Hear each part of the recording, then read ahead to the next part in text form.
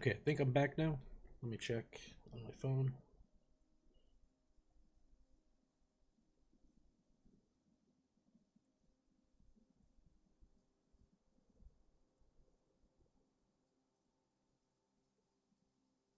Okay, yep, I'm back.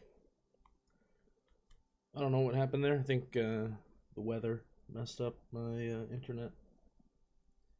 Anyway, let's resume what we were doing, which was pitting Albon here.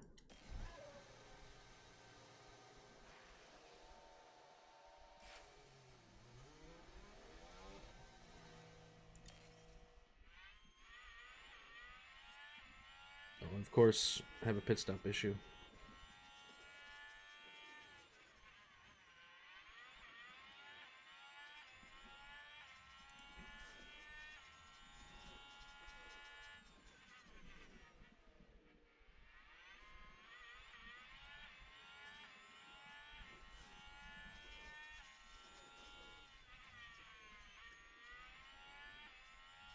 Yep, I'm back. I don't know what the last thing you saw was, but we just pit Albon.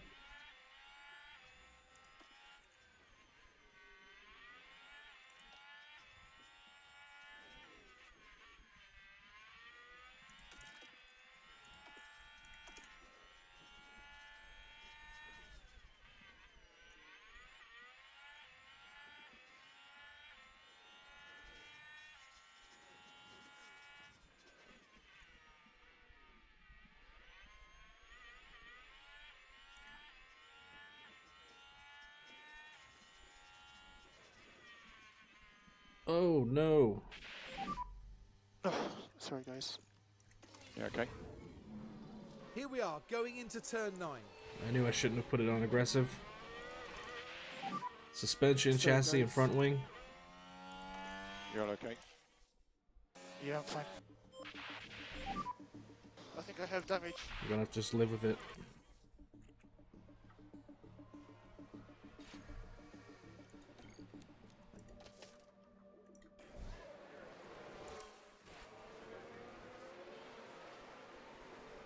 Oh, and it's a full safety car. Now I can get the car in there. Going on the hard tire. We have no front wings to replace.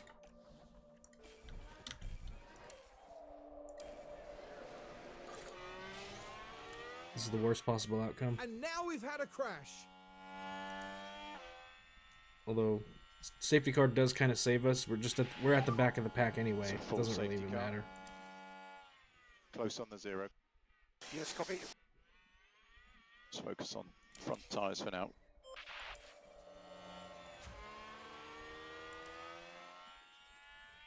They're just really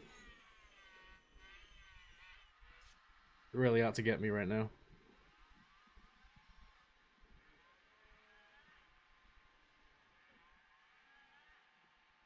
Oh, come on. Another pit stop issue. Screwed up everything.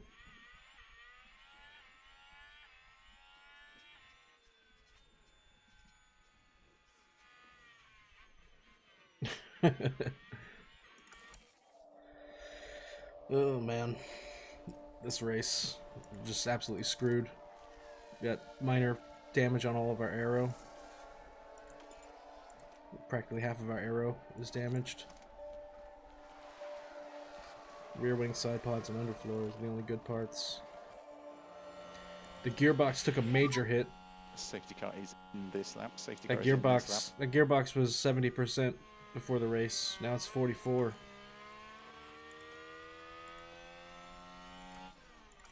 Oh, I'm gonna just fast forward this. This isn't even worth watching anymore. This is terrible. Let's put the aggression down.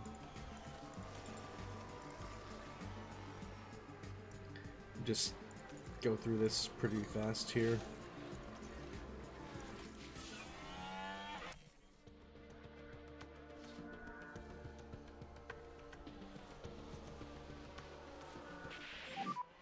That's a VSC. Close to the delta. Okay. crashed entire wall. Oh, look, Surveying Perez. Main straight. Nice. Can we get some more DNFs?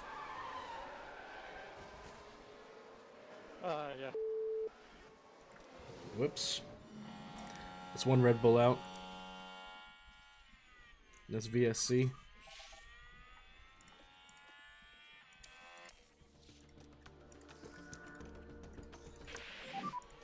Track is full. Yep, copy. We can start reducing lift and coast. Okay.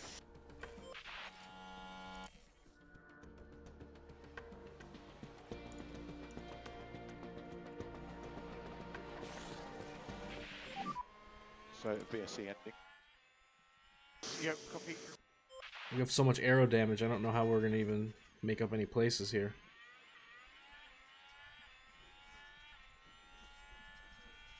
Aero damage in the gearbox messed up. That's not helping us. Just gonna fast forward it. It's a terrible way to end the season.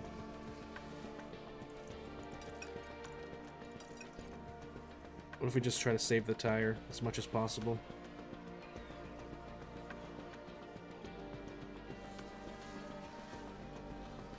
Yeah, save the tire and then go in for a soft. There's a big crash in the main straight. Oh, another crash. Be careful for debris.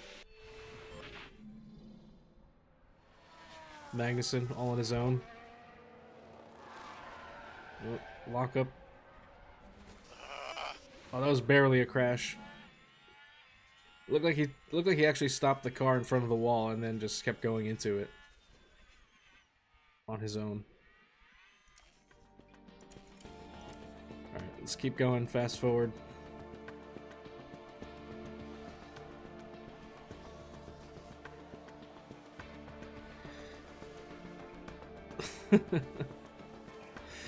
This is terrible.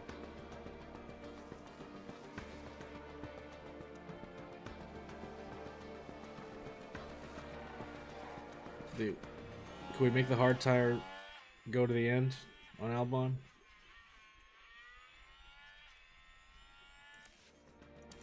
Got the pit window on GIO.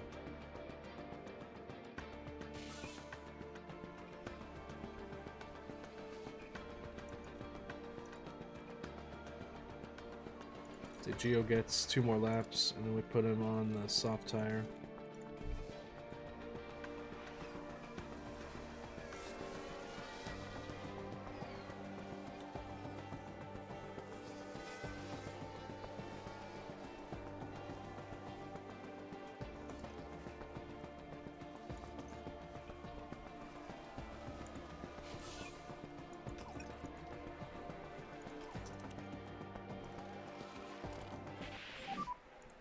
I have to make so early.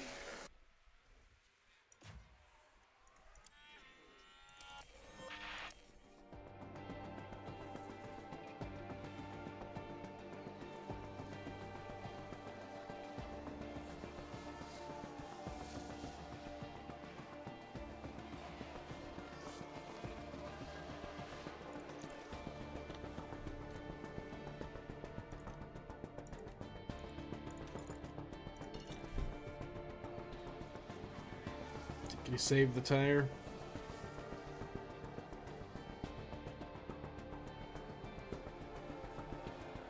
Just keep saving the tire.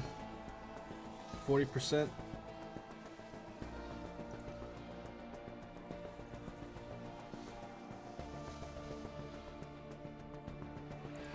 Three laps left.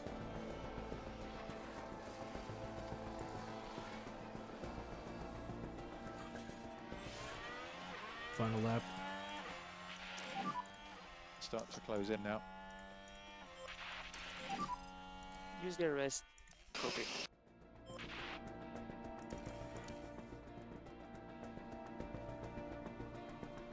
Max Verstappen over the finish line and Ugh, today's what a winner. disaster. Get chicken flag. Alright, but we didn't come in last.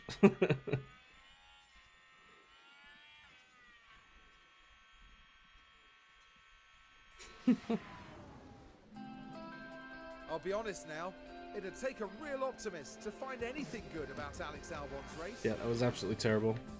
That's, you know what? It just sabotaged the last race because he knows that he's not going to have a seat next year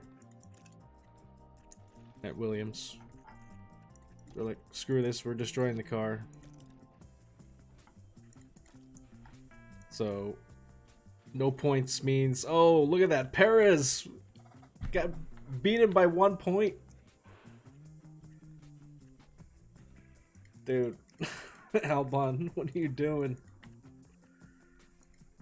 He could have came second in the drivers. Though, yeah, untouchable as far as the constructors is concerned. Ferrari over Aston. AlphaTauri 0 points all season. 1 fastest lap, and 1 fastest lap in a non-point scoring position means you get nothing. Worst team on the grid. I mean, Alpha and Haas are tied for second worst.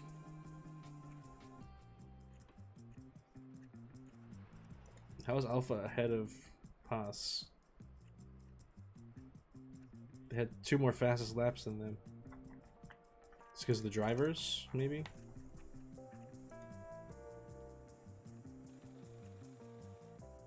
Yeah, okay, Bottas has more points individually with 10. Hulkenberg and Magnussen 8 and 2. 0 for Joe. Damn. Williams 420 blaze it. And just a whole host of pit stop issues here. What do we have? Stuck wheel nut, car jack delay, and a stuck wheel nut. A 2.5 second pit stop.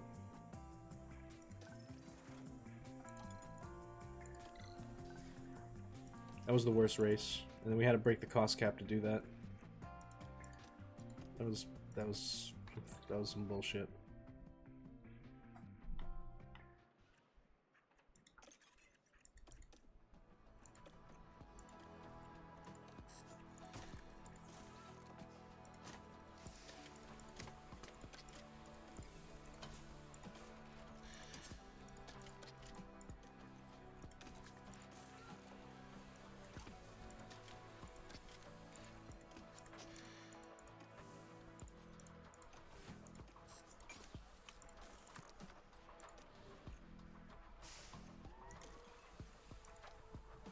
F2 championship results. That puts Vesti with a solid P1 at 280.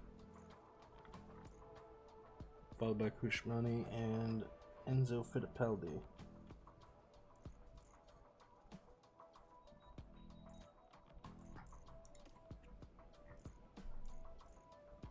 Championship results: Albon P3, Williams P2.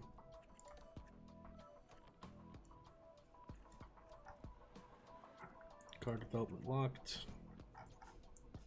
Cost cap projection warning. I think we broke the cost cap. There's nothing left in the cost cap. We broke it by $2 million. So we'll get a $2 million fine at the next season, I think.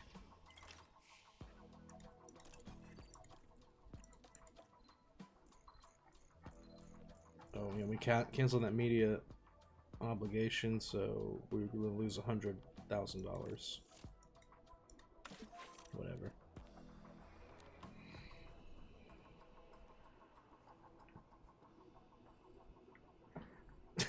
Yeah, it's a catering budget, you know.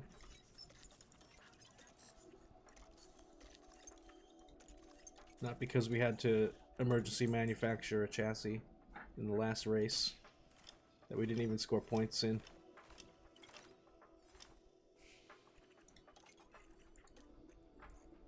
More sponsorship obligations? Hell no. Leave me alone.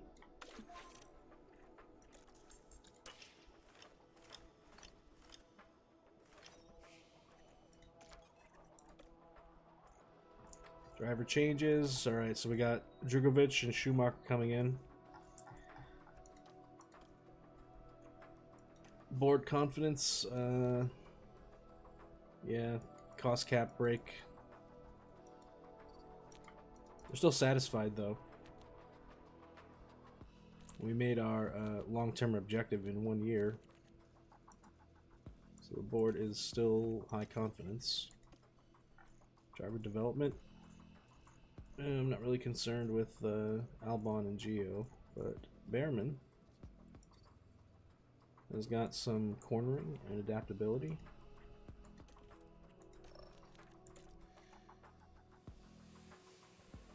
Still needs some more smoothness.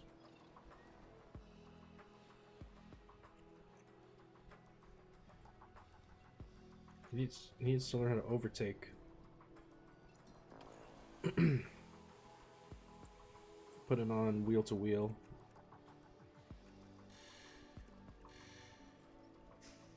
No, actually, let's keep him on the long run. I want the reactions in the 90s for him.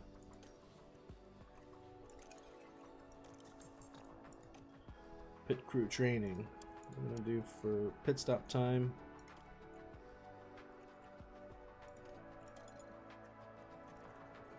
All my guys are exhausted.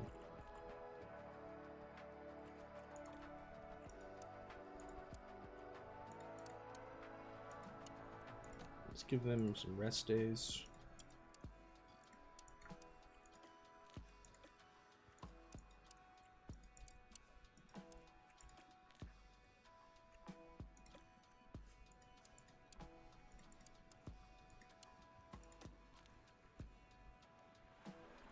Still weary?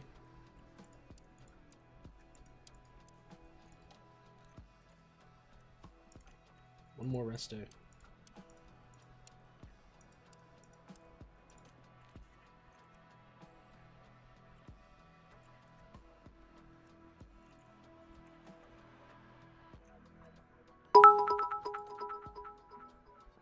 Hey, Assassin, thanks for the bits.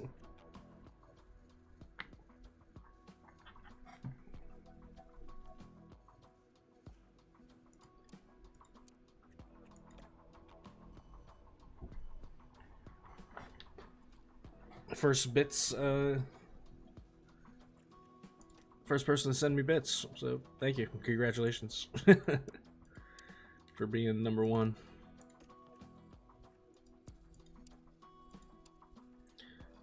I think here we're tired, weary.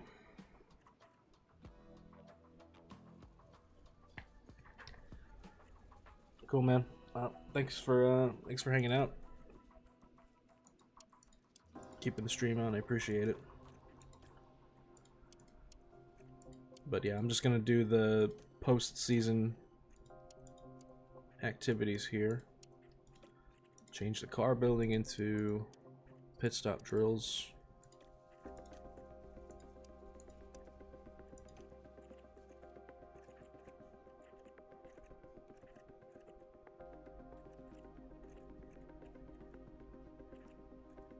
And then more gym training. Right about here. When they get well rested, then we go to gym training. So there'll be gym training throughout the rest of the month. What is this? It's like go to the gym on Christmas. Oh no, actually they have Christmas off. There it is. December 25th. They have rest days. Then after that, in the gym, get our pit stop time reduced.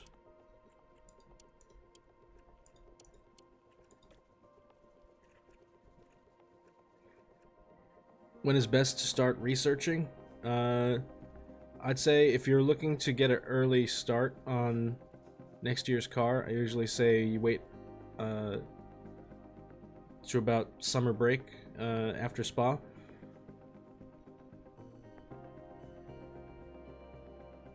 if you're not in a rush for designing next year's car, then if you're like pretty much happy with where the car is at and you're not getting regulated very heavily, then you basically just wait until you have the last $20 million of the cost cap. Like the last 20 million you spend, or yeah, probably like the last 20 million you want to use towards research and parts for the end of the year. It seems to have worked out. But we're getting regulated heavily next year, so we started research pretty early. Which was pretty much, yeah, right after the summer break.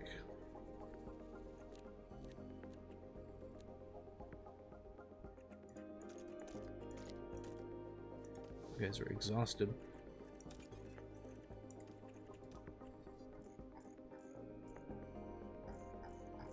Staff changes, okay. Alright, let's see what happens. Cost cap fine, here it is. We've been officially fined for breaking the cost cap. We'll also receive a further fine every month we continue to exceed the cost cap, which is unavoidable due to salaries and facility upkeep.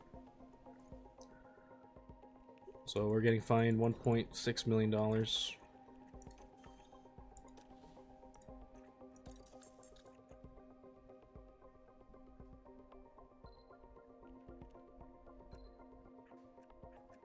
Oh, so yeah, if we look at, where is it?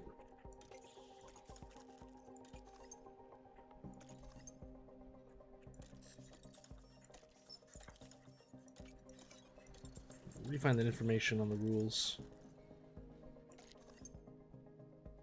Yeah, rules and regulations. The sporting regulations, they did vote it in. So 2025 we'll have 5 gearboxes, 3 batteries, and 3 engines. Or 3 batteries, 4 engines. So that did go through. Thank God, because that was terrible, having to spend all that extra money. So I'm glad they voted that in for me.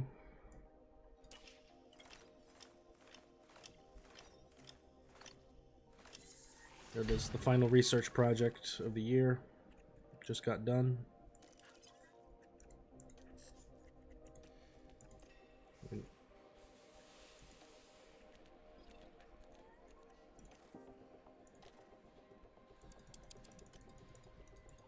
If I rush this one, if we keep breaking the cost cap, we could do another research for next year's car.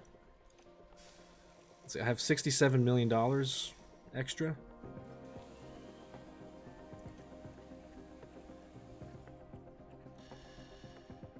What's the shortest thing to research? 30 days for the chassis.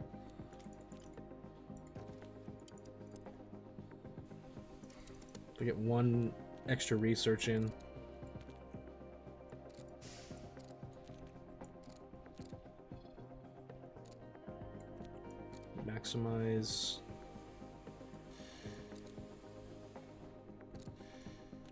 Maximize the drag reduction, maybe. Actually, we should do the airflow middle since that's getting regulated. 30%. How much is this going to cost? If we do it, yeah. 6 engineers. Oh, they won't let me. You can't intentionally break the cost cap. Unless it's like emergency manufacturing, I guess. That sucks. Okay. We'll pretty much just let this calendar run out then.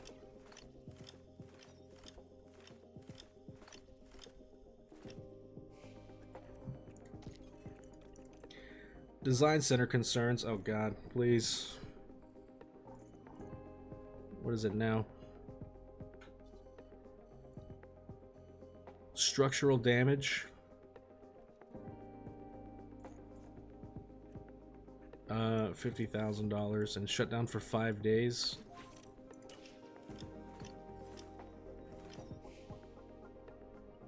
it is. DHL second place gives us $10.5 million. High confidence. Albon third in the drivers, GIO ninth. Second in the constructors. Team rating. We're a 4-star team now.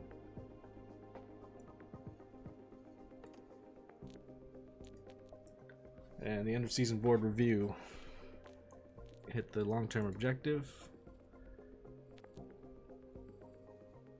Team principal rating 654. Team rating 652. Team rating 748. Board confidence is high, an extra 1.5 million. Idle scouts. Can't have idle scouts. Let's see what Sonoda's contract is like.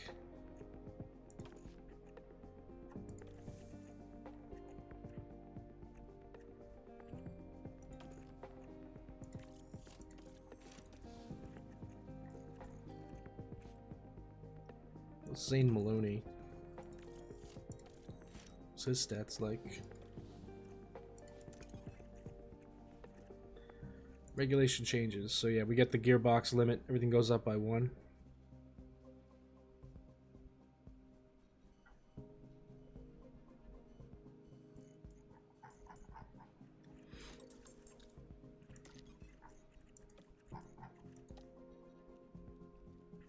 Get preseason preparation. Let me now save the game.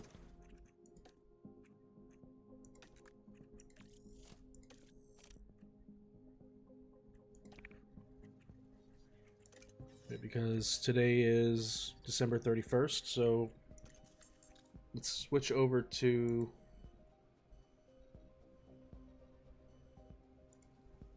the database editor program.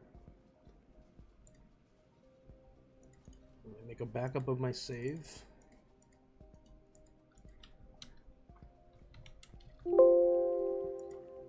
Oops, sorry if that was loud.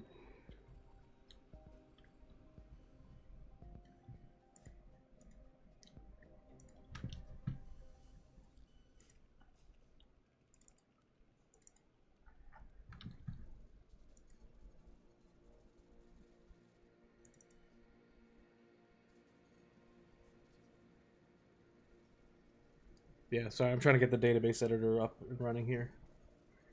So we're going to set the calendar for next year. We'll do a custom calendar.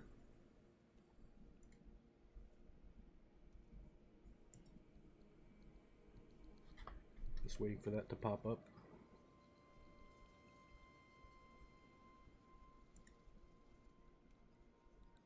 You guys can see this, right?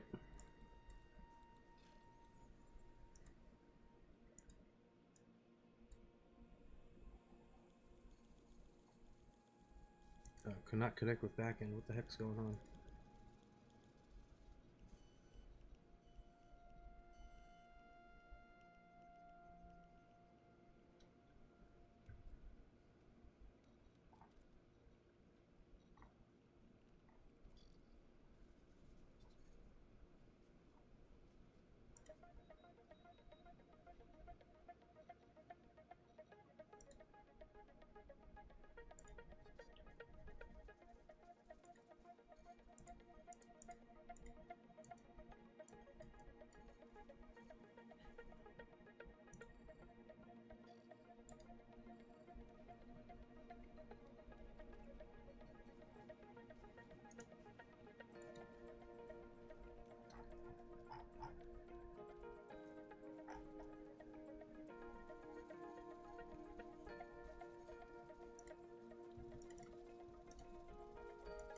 Sorry, I'm having problems with... I think this is a Python issue.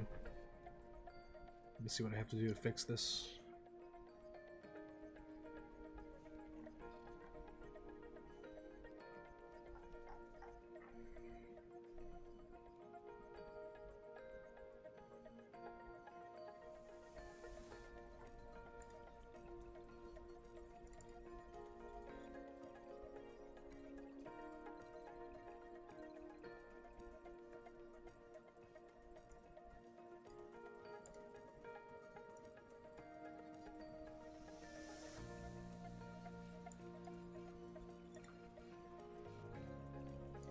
Could not connect with back end. Damn it. Still having this problem. Hang on a second.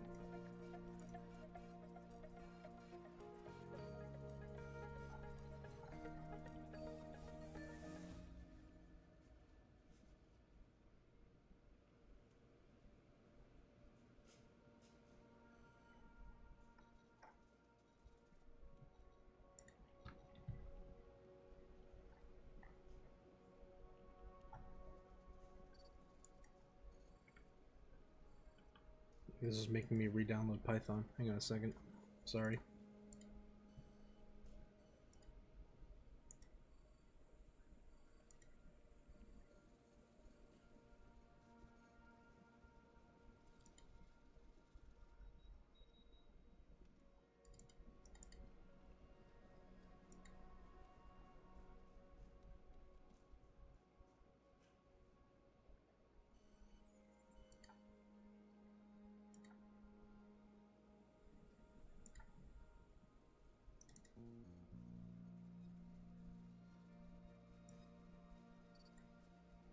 Okay, here we go.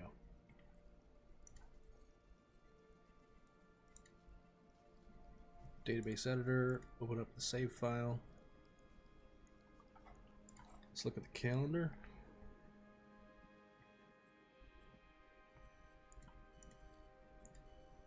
Is it not letting me edit it? There's already a modified calendar, or you already did the first race. Try again next season. Oh, do I have to actually wait for January? Okay, hang on a second.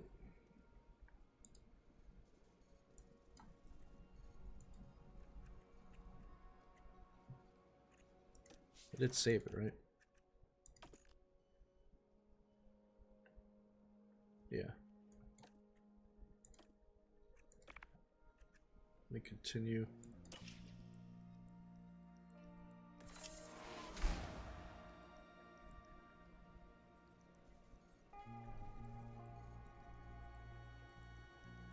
The board set new target for the upcoming season. They want second in the constructors.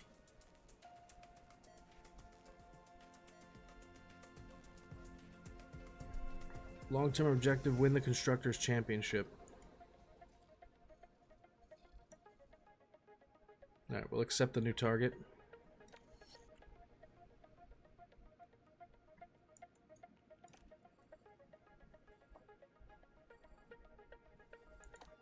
Sponsorship obligations.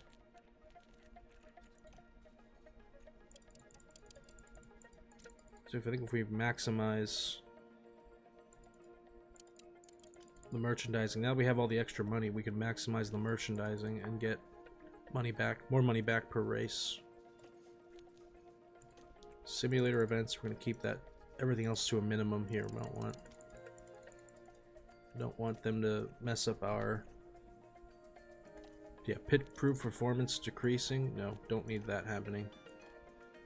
Memorabilia. Driver appearances, we only want one car. We'll make it car... It's gonna be car 1 for 10 appearances. And none of the other things here.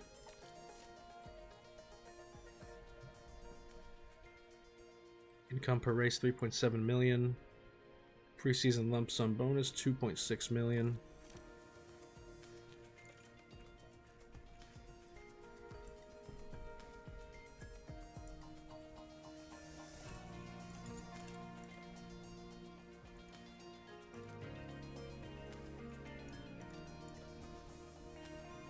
Yeah, so we're still getting hit with regulations, or at least the percentages here. So the research we did only offset it by less than 10% per part, I think. Well, this one was pretty high, 22.6 for the underfloor, 12.58 for the suspension.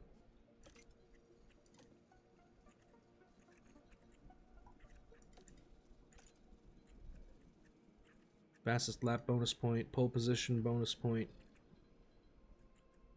More gearboxes. So the question now is, do we keep Ferrari? Or do we try to go for a Red Bull?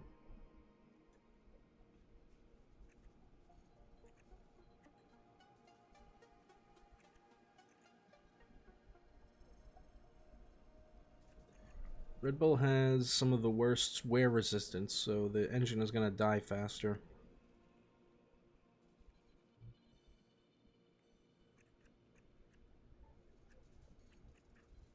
It has good thermal resistance, though. Less aerodynamic cooling is needed to lower the engine temperature. It is the least fuel efficient car, but it has the highest gearbox durability, and it's the worst. ERSs are, the batteries will run out quicker, wear down faster. Well, they gave us the extra battery this year, so if we do go Red Bull, ERS durability really isn't that big of an issue. And of course, the best team finishes first place, so they obviously won with that powertrain. Yeah, Mercedes is good because they have a lot of good, you know, it's very resistant to wear. So if you're at like a engine limit, this is good to, you know, keep the engine from wearing down too fast. But it's not very fuel efficient. It's pretty good on the battery.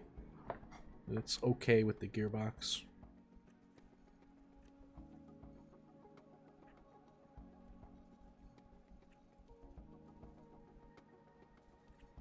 Wait, am I looking at this right?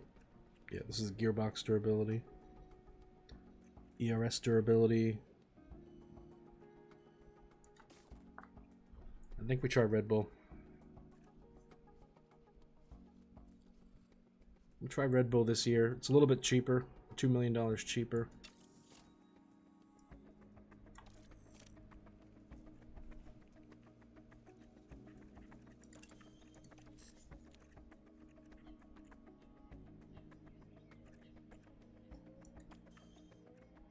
Got a lot of extra money. I think we upgrade the...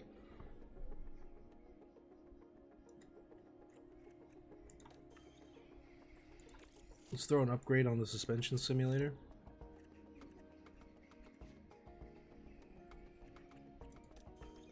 Refurbish the wind tunnel.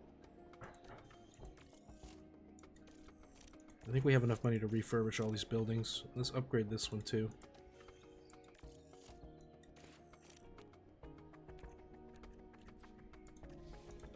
How about our operational facilities? We can refurbish the boardroom.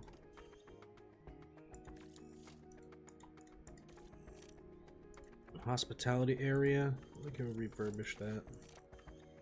Upgrade the weather center.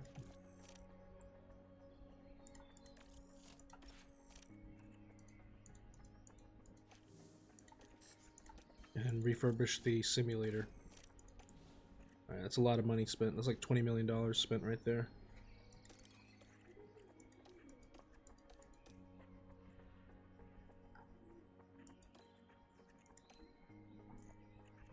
Okay, now we gotta start designing the car.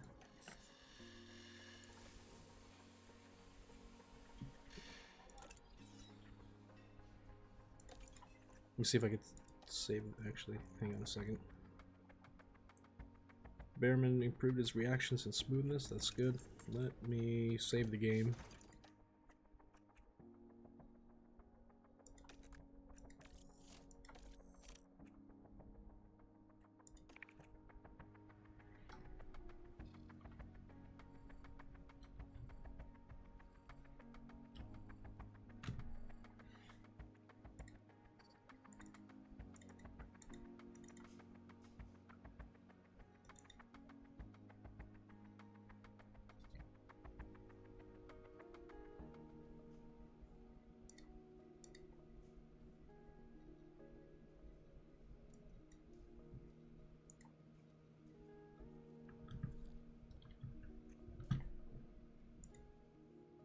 Grab my save file.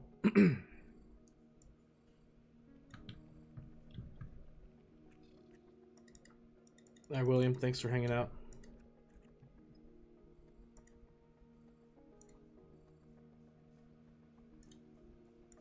We'll see if the database editor will actually work now.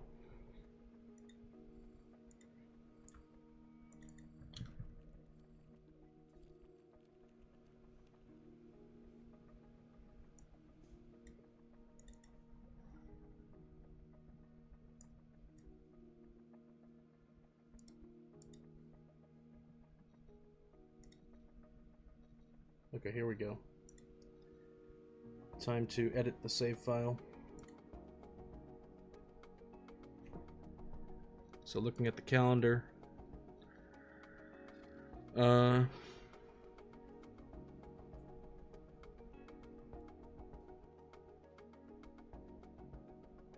don't want to do any more ATA qualifying. Kind of sucks, but I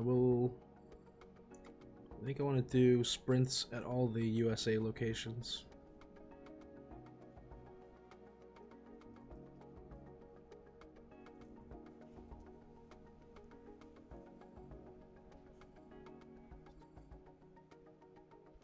Yeah, we'll only do 3 sprints this year.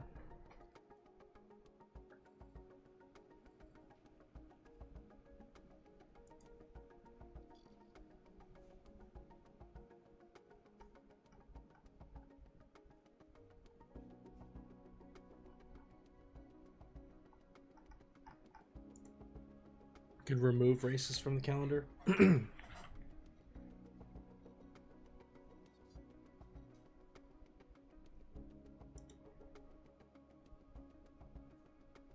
I think, yeah, just keep it at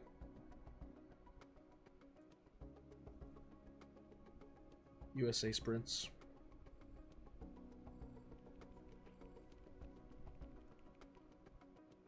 Save the changes.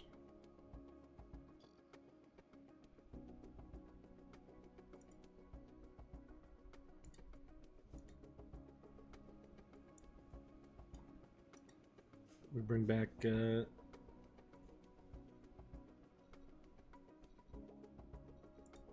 Nicholas Latifi. Make him an absolute god.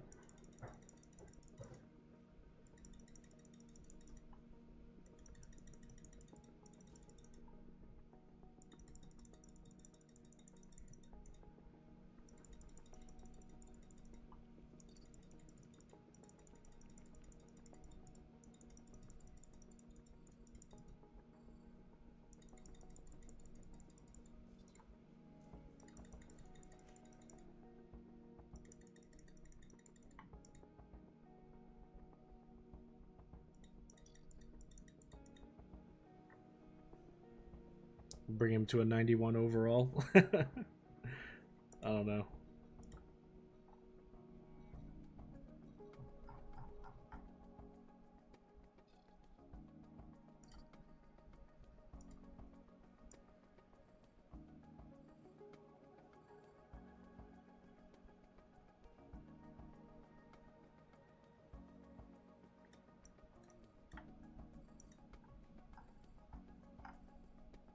There's Sophia Florsch. Give her a stat increase.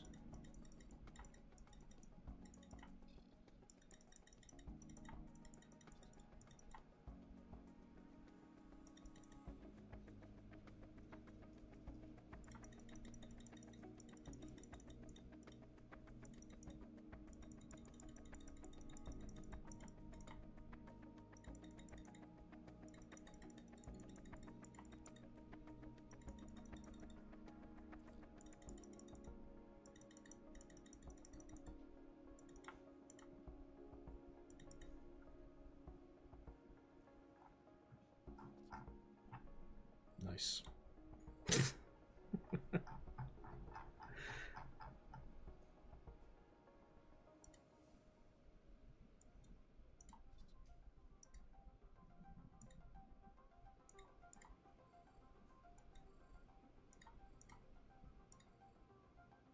Okay.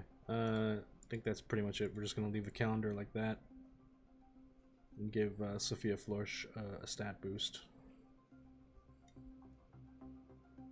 Alright. I gotta reload the game.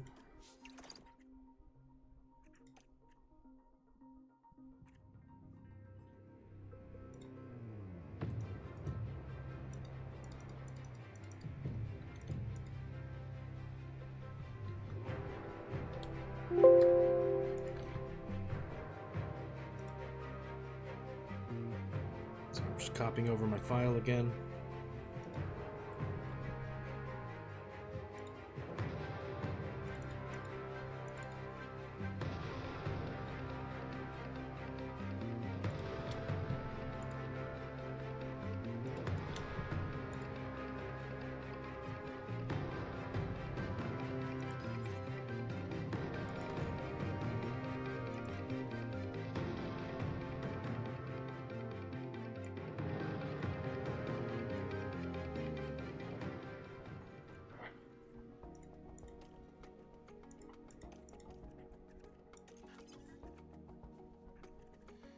Okay, so now let's look at the drivers. Verstappen, Perez went to Mercedes, Leclerc Ferrari, Stroll Aston. So Aston Martin pretty much stayed the same. George Russell wearing a red suit now. Sainz at Red Bull. It's unexpected. Esteban and Norris. Bottas and Magnussen. Zhou and Yuki. Zhou at Alpine. Yuki still at AlphaTauri. De Vries at Haas. Pocher at Haas. Logan Sargent at AlphaTauri. Logan's got a seat again, guys. Look at that. No one picked up Alex Albon. So Albon is off the grid.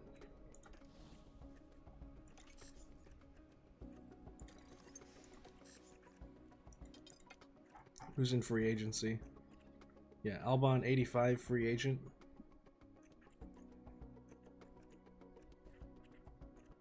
GIO free agent. Piastri free agent.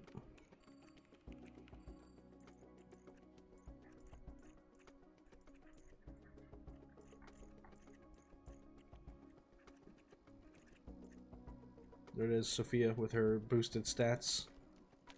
I have to scout her again.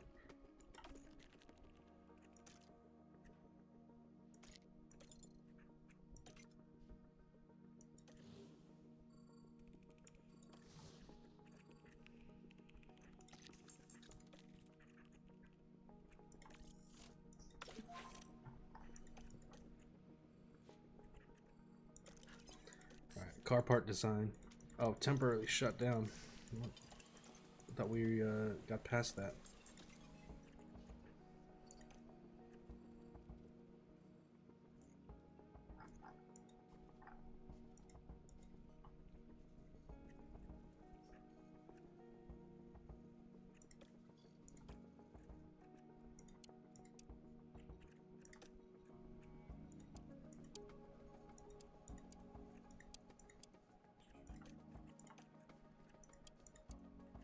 Every car building session gets turned into a pit stop training session.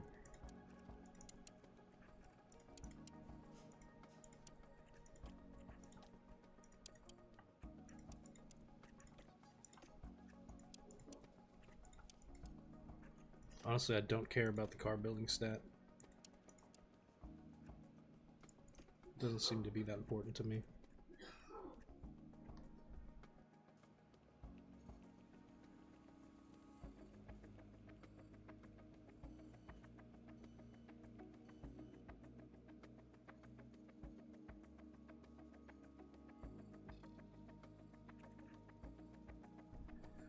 Then we do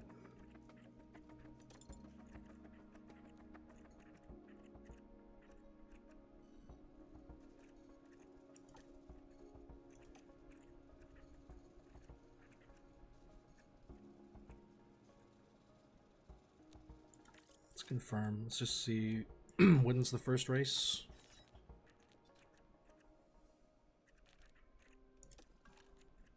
February 21st. So we go back to the pit crew.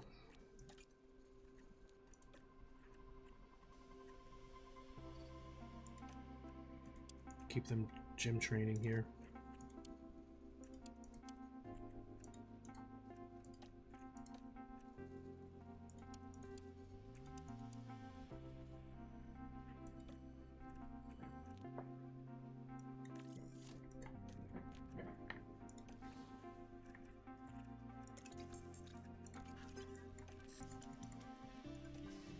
We're still affected by the temporary shutdown.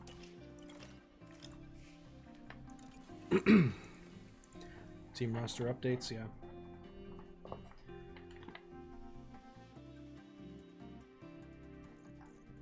Versure is the reserve. Lawson to Ferrari. Iwasa to Aston. Zane Maloney, Mercedes. Hauger at Alpine. Duan at McLaren. Palou at Alfa Romeo. Hajar at Haas, and Fittipaldi at AlphaTauri. So we definitely downgraded our drivers because we're 79 and 78. So it's going to be a bit of a struggle, I think, until we get Behrman in the 80s.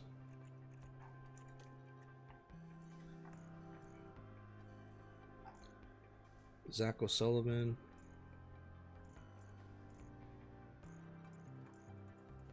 Sebastian Montoya.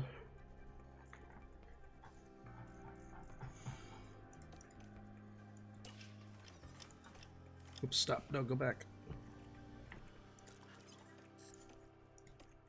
Lost 5 days. Okay. Anyway.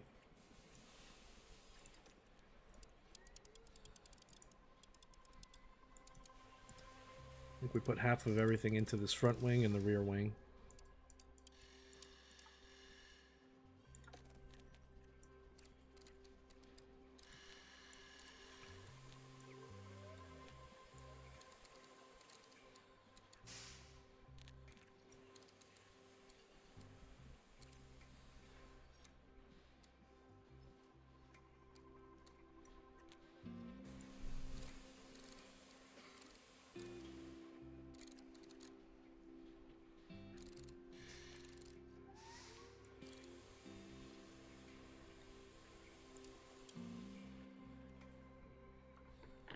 Yeah, our car looks like crap right now.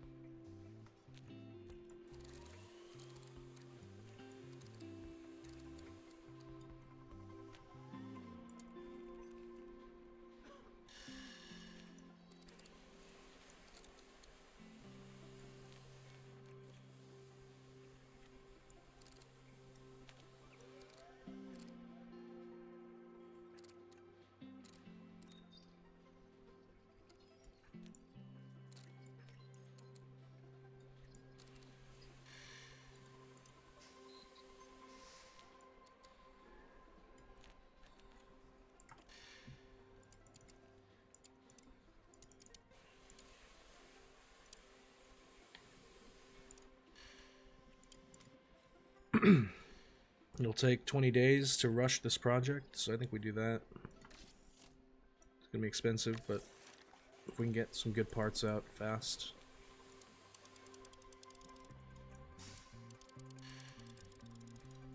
Put the rest into the rear wing.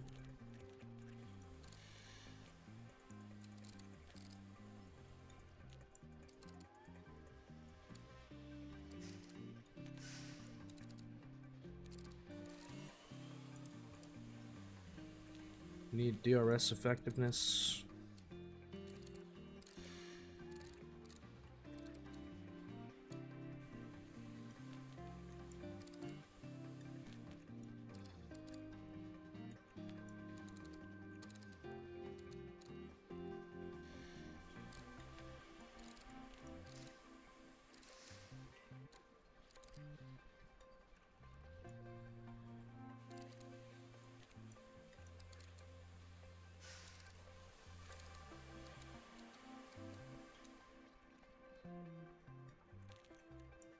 Our top speed is not good.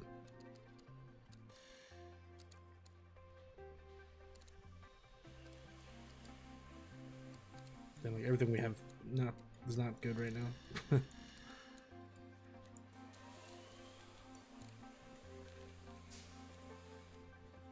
Yeah, I think that's good.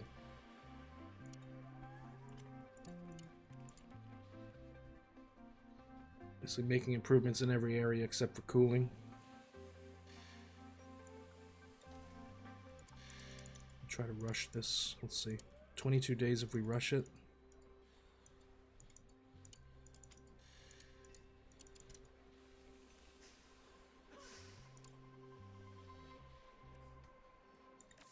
Let's put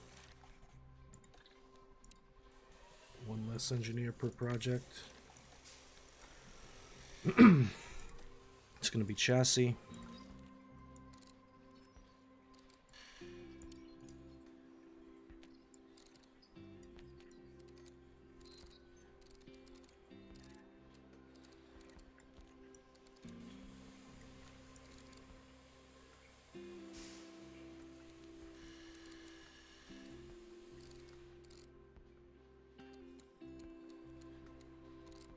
The engine cooling is going to be bad, but we have to make a sacrifice for this.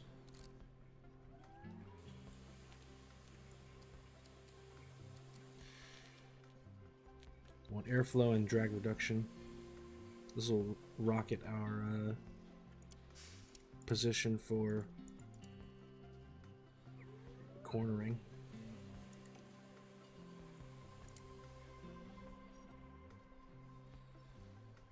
Try to get a rush on that too. And side pods. Side pods, here we can get some engine cooling.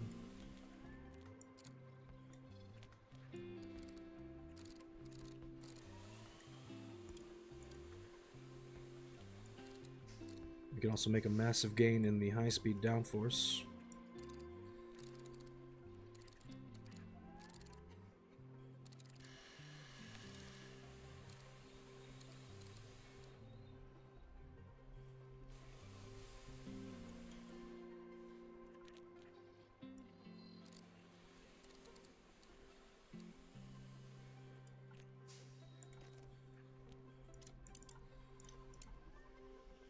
Let's try to rush this one too. Basically rushing all of our first parts.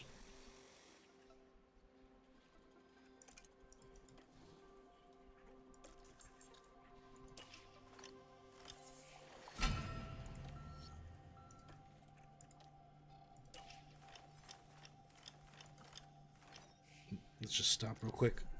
Check the development. For Drugo. Drugo's worst stat right now is control, smoothness, and accuracy.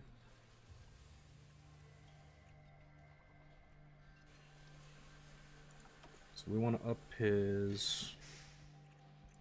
What do we get?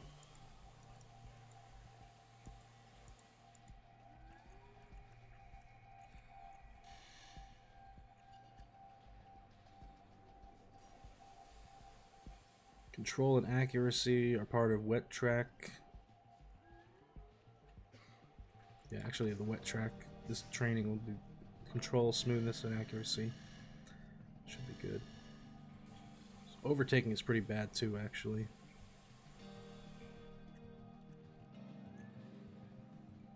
Let's just put him on driving standards that ups his control and overtaking. Hopefully. And for Schumacher, he needs cornering and braking.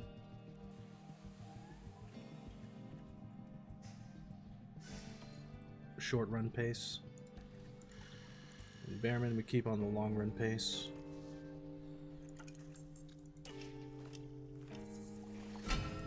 Simulator's back into shape. Sponsor a driver in F3 for 300 grand. No.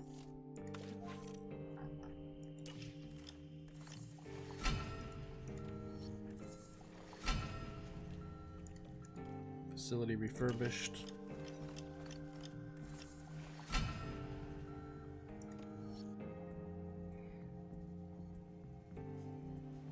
Gasly was in front of Ocon. Did turn, took him out. Gasly gets the penalty. Oh man.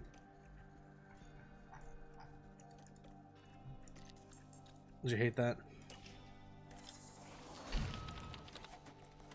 Alright, first chassis.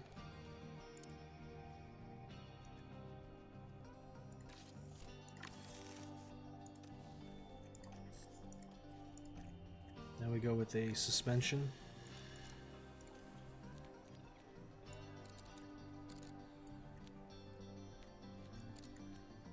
Give me all the... as much low speed downforce as you can. Try to improve the quality of this, or the durability of this. We'll only go down to... right here where it says 3 to 5 races. It's going to be a little heavier, but...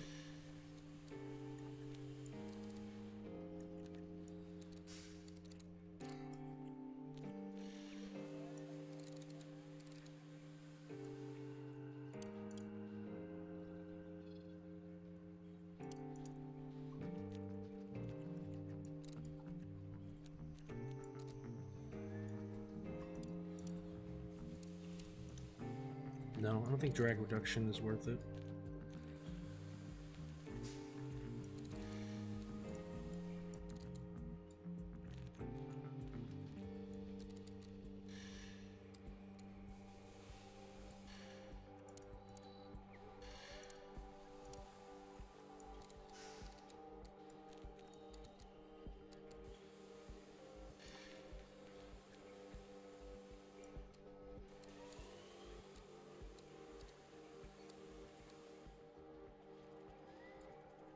Okay, we're going to lose a little bit of top speed.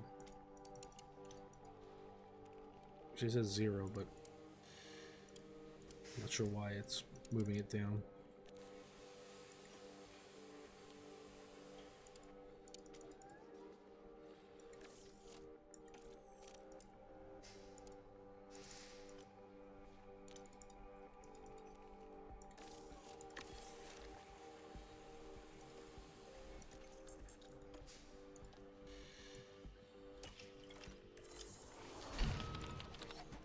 Front wing is ready.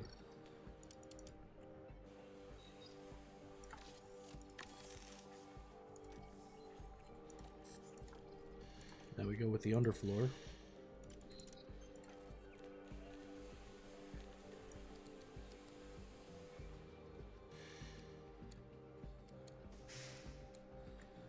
Try to put a little bit more durability into this one as well.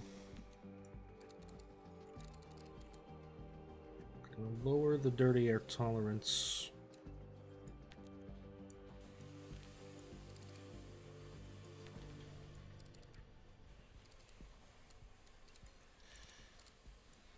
Want low speed cornering.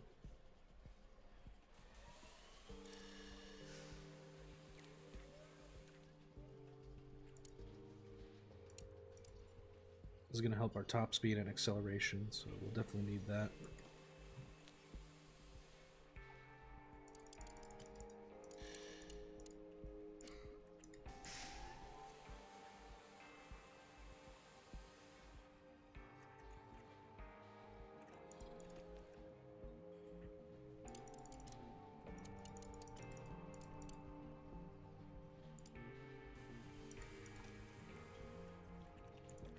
We do 33 days. It'll be before Jeddah.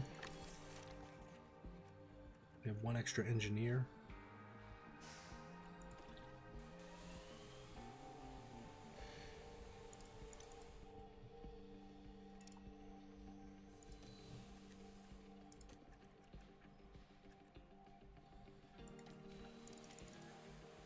Let's put it on the suspension, it's fine.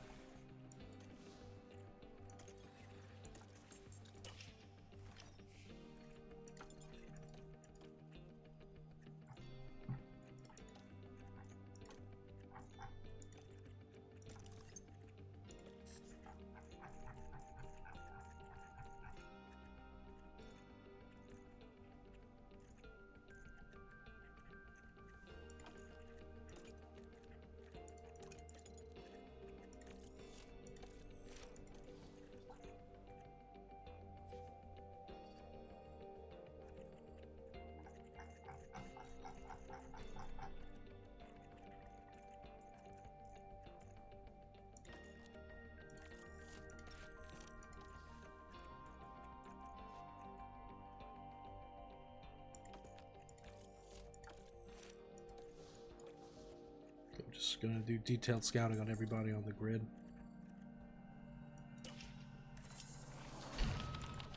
Rear wing is done.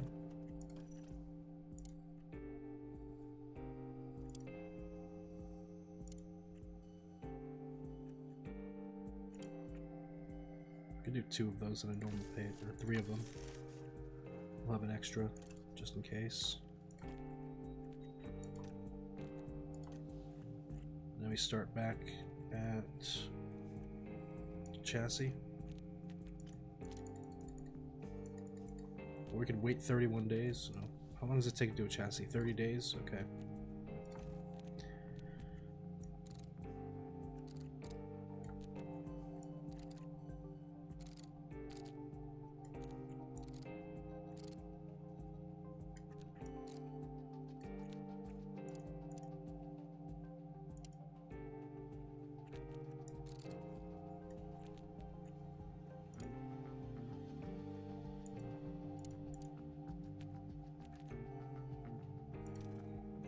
This one, we're just gonna make it, we're just gonna research it, and then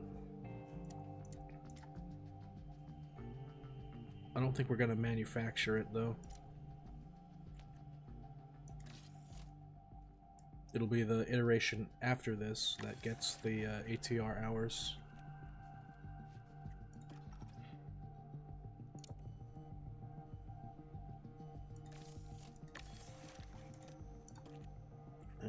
Next one we do front wing.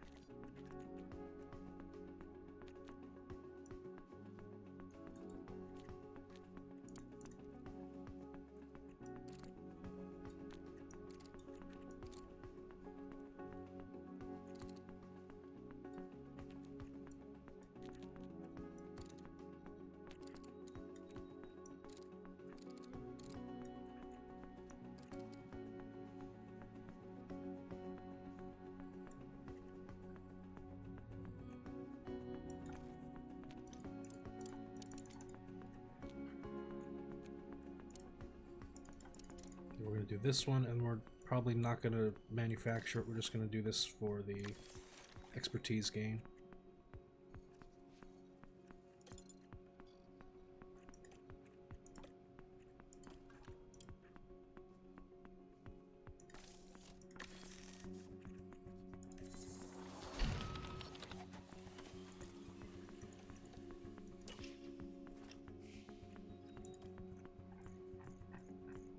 Driver development update, no improvements, Bearman smoothness and reactions. Pit crew training, we're going for pit stop time. We're changing this to drills.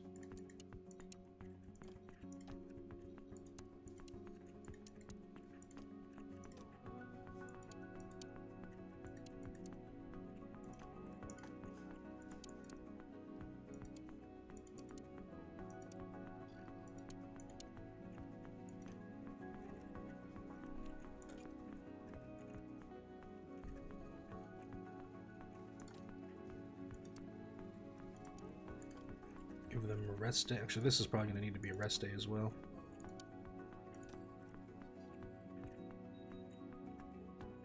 There we go. Now they're at 0.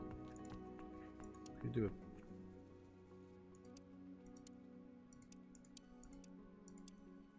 We do 1/2 session.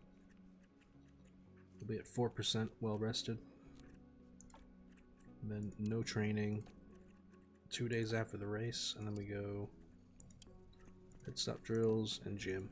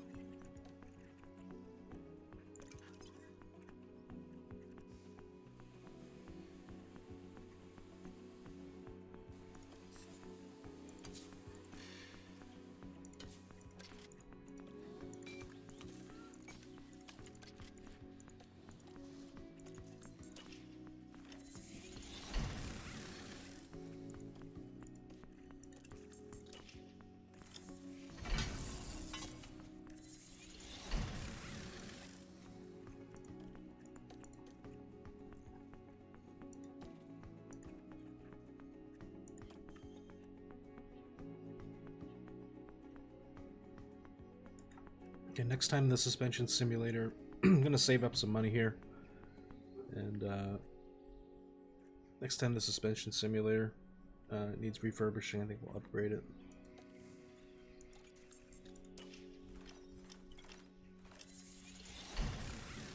Chassis on both cars.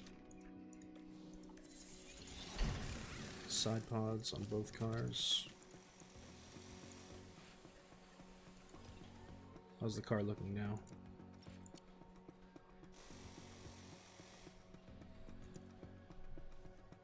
11th in top speed, 1st in acceleration, 3rd in low speed, 2nd medium speed, 1st in high speed, 2nd in dirty air. Okay, brake cooling, bad engine cooling. DRS effectiveness needs some work though. So next rear wing that we design is going to have maximum DRS effectiveness.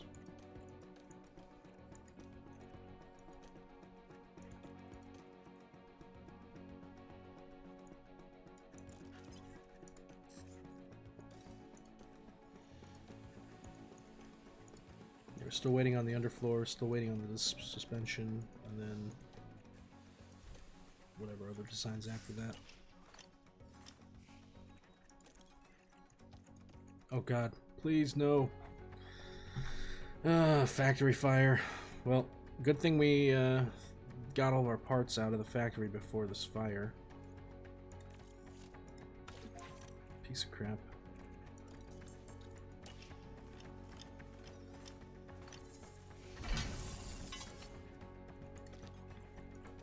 Why is there always a factory fire? Makes no sense.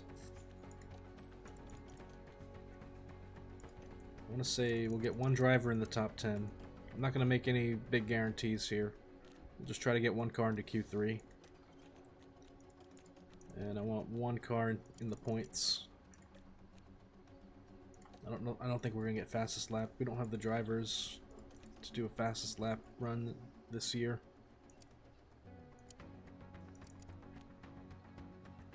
Let's get one driver in the top 10 for 281,000. Two drivers in the top 15 for 346. Let's do that. Two drivers in the top 15 for 2 races.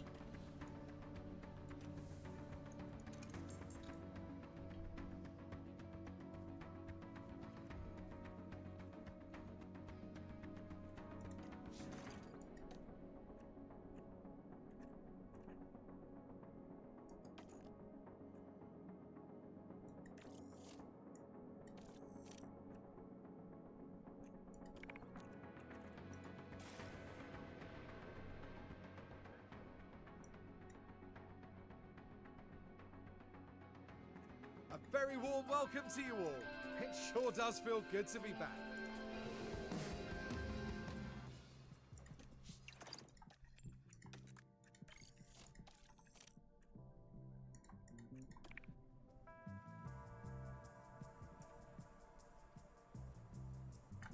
Honestly, I'm not expecting too much out of this race because we don't have all of the parts on the car right now. But it did say that our cornering is going to be good, the cornering downforce. But unfortunately, our drivers, drivers are a little bit lacking right now because they were basically both reserve drivers last year.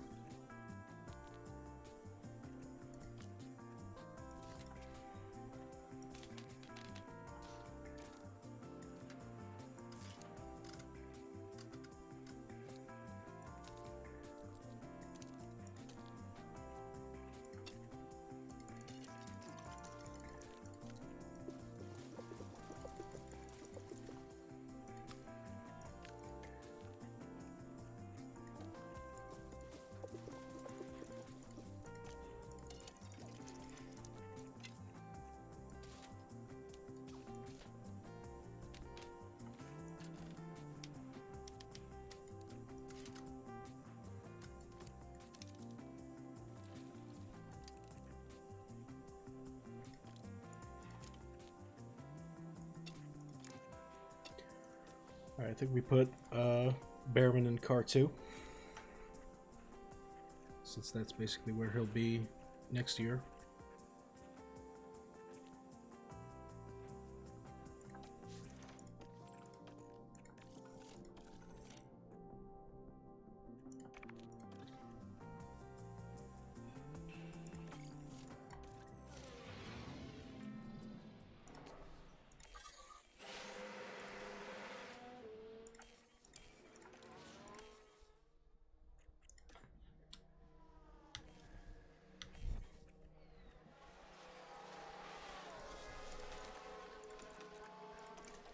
And I want to try to see if we can not overuse the engine and gearbox during these practice sessions. I'm going to try to limit them to maybe like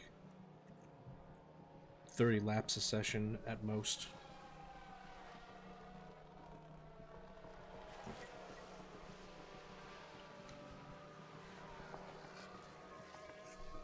I think basically with car 2, whatever car we have the reserve driver in, we just need to find the 5 out of 5. The 100%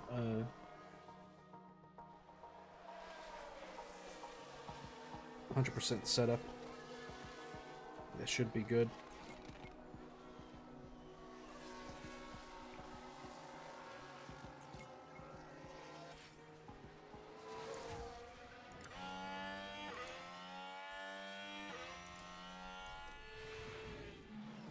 Let's have a look at the action. It's all at the final corner. Just a bit too wide at that point. Really, they must be careful.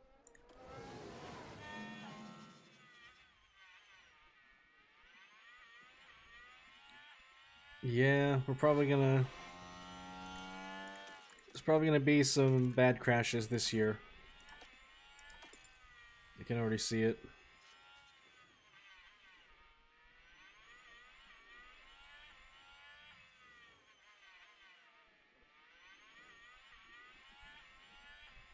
At least until, you know, until we get more development out of Drugovic.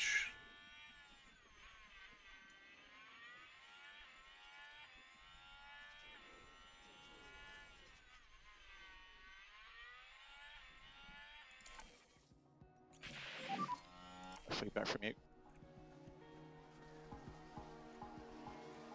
Car setup was perfect.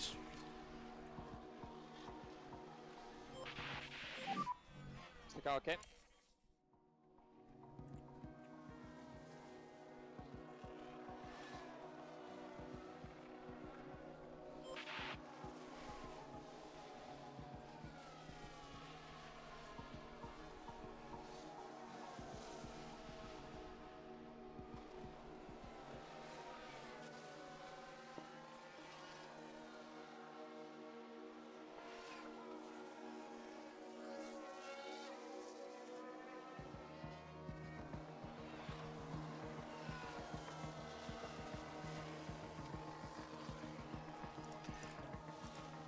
Oh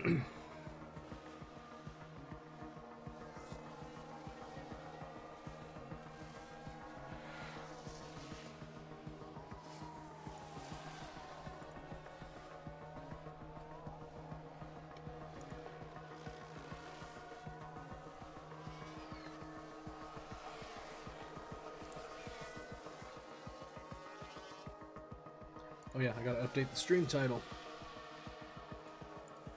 It's now 2025.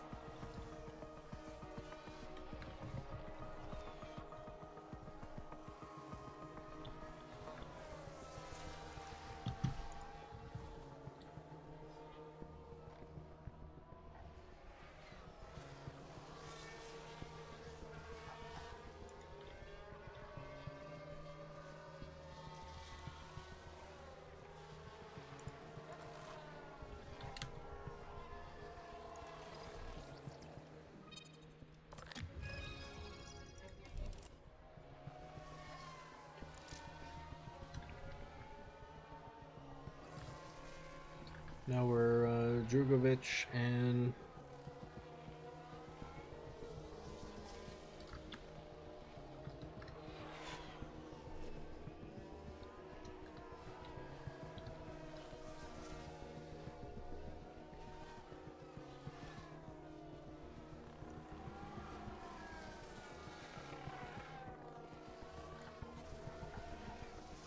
what abbreviation does Schumacher use? MSC?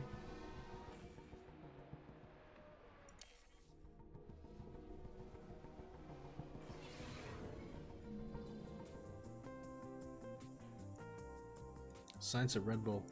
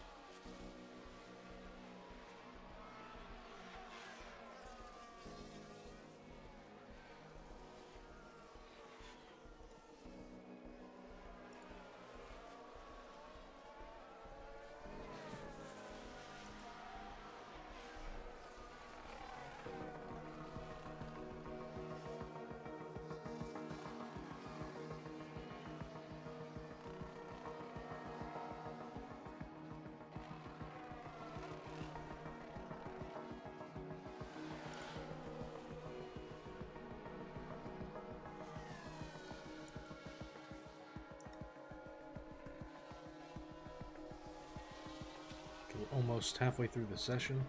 Then I'll send out Drugovic right about now.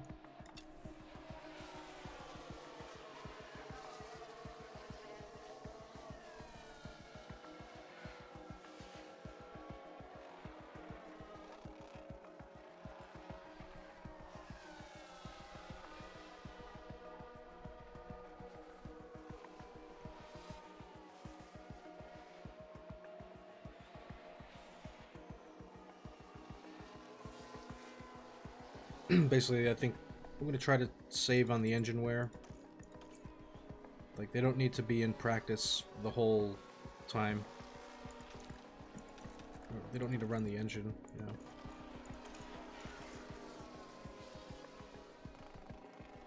Basically, as long as the cars are the same spec, they're getting car part knowledge as long as one car is out on the track. that has the same exact parts.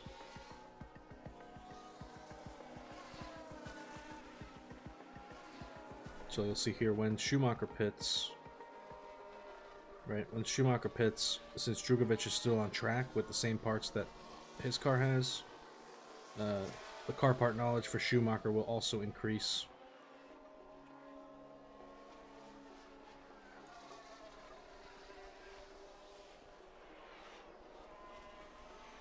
So watch this. Schumacher's gonna pit pretty soon here.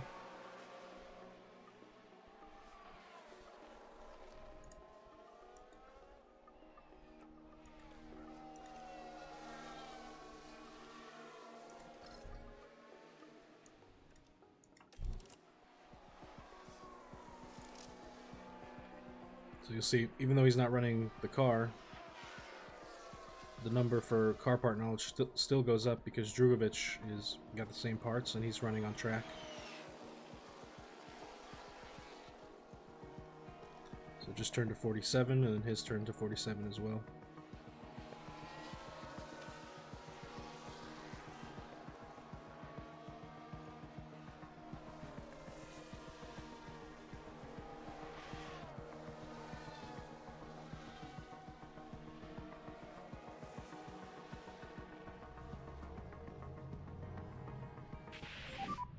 Checker flag. Okay, Drugovich maybe only needs 15 or 20 laps or something. And he should be at 100.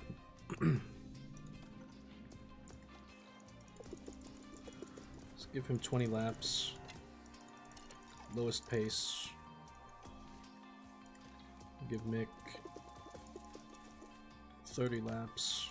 Low pace. Actually, we'll do 35 for Mick.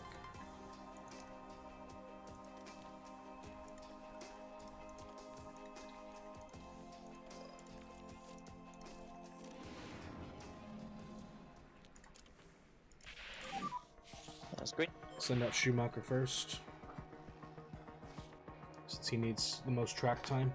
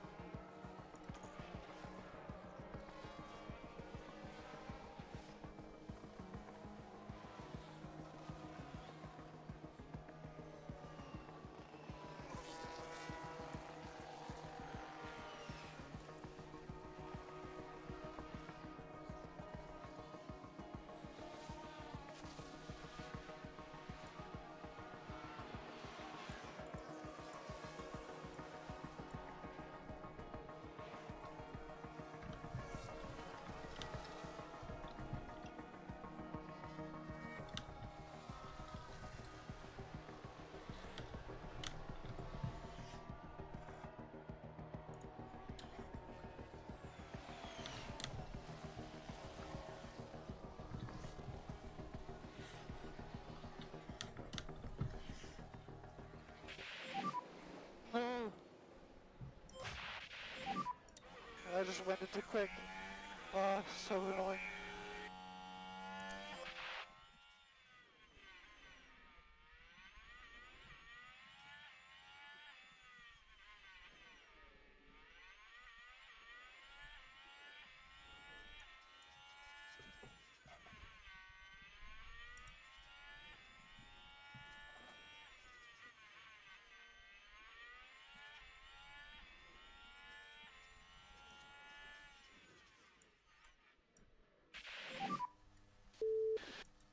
Another lockup Schumacher.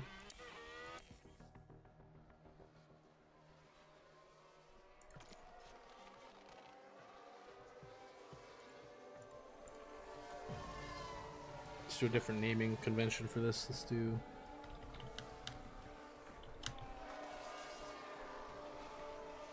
Season 3, Round 1.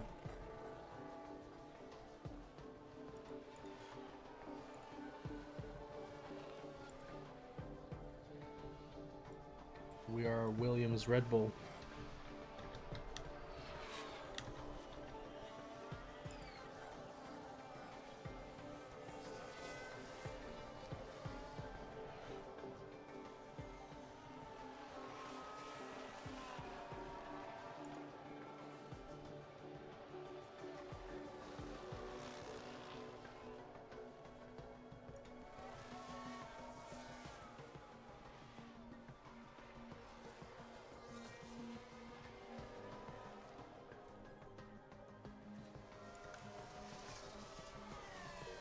send out Drogovic now, just to get his final track acclimatization.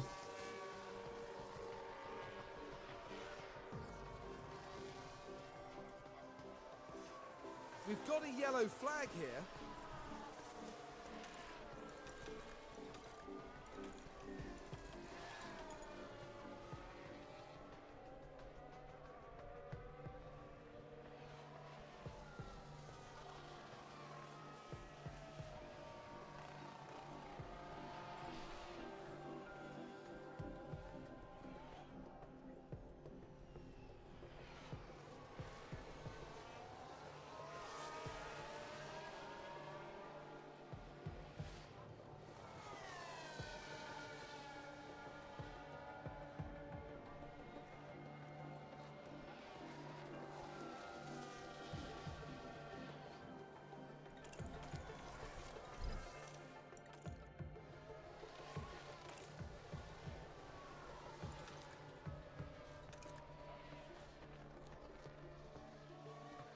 Okay, both of our drivers have 100 track acclimatization, 67% car part knowledge.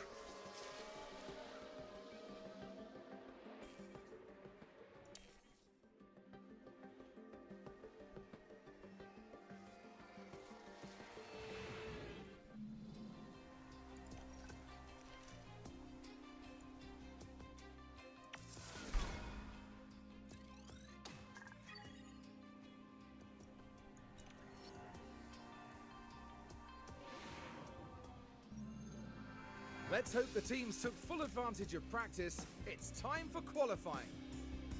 Bahrain's track is dusty and abrasive, and even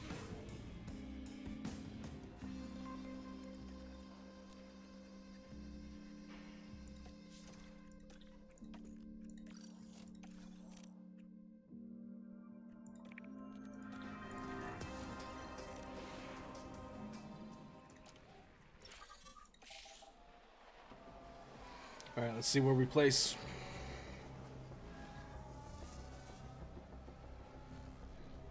The downforce was good, but the top speed was lacking. So keep the delta negative where you can.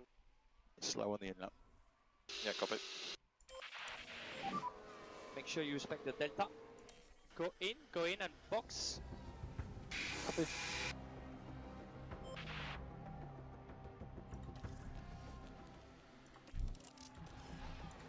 Here we go out again. And one more. Alright, looks like we're in the top 10.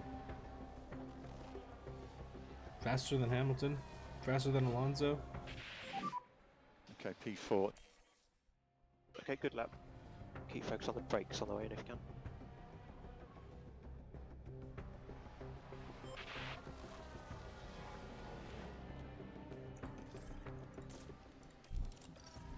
Alright, we go again on the fresh tire.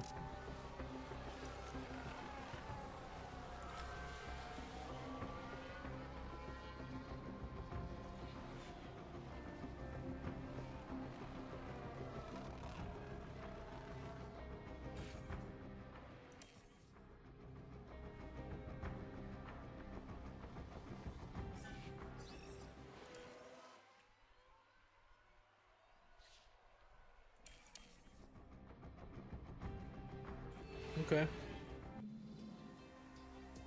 P6, P7. Alfa Romeo, P5 for Bottas.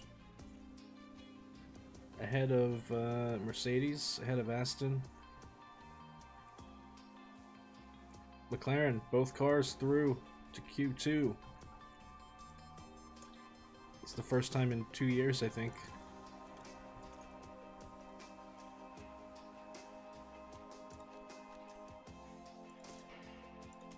Go on the most scrub soft.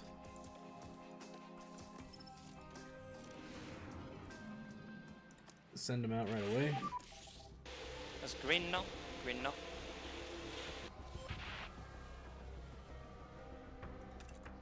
Basically just trying to build the confidence by having them set personal best Just sectors. keep an eye on the delta, just be slightly negative if you can.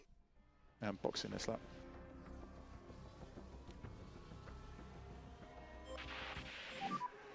You're currently P2. This lap was okay. Go in, go in. Copy. Alright, out one more time. Hopefully they can improve. Currently P5. Last lap was good. So boxing this lap then. Okay, then we go out on a fresh soft tire.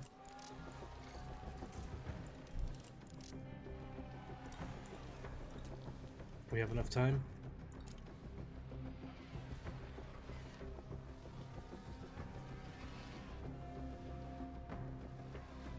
Let's see, Schumacher gonna make it over the line.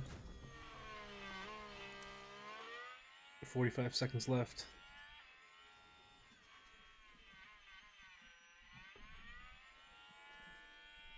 "30 seconds.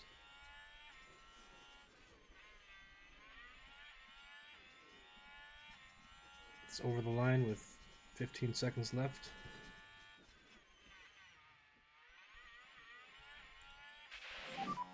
That's the flag.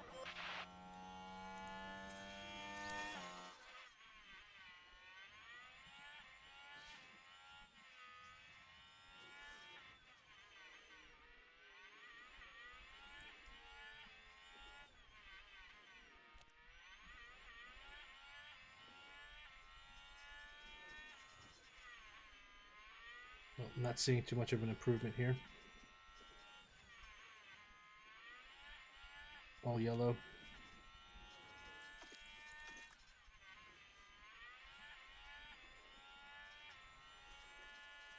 Slight improvement from Schumacher. Not enough to make a difference though.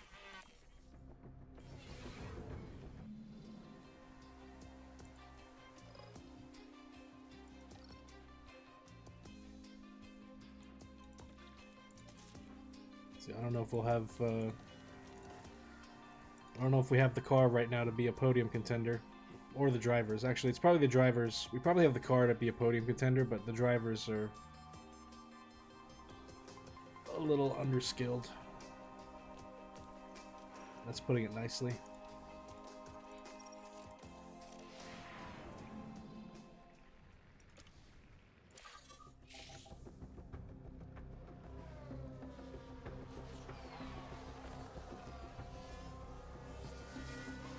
A lot of traffic from Mick. So close to 0 but negative. And we are boxing this lap. Copy. You are P2, you are P2. That was a good lap. Go in, go in. Copy.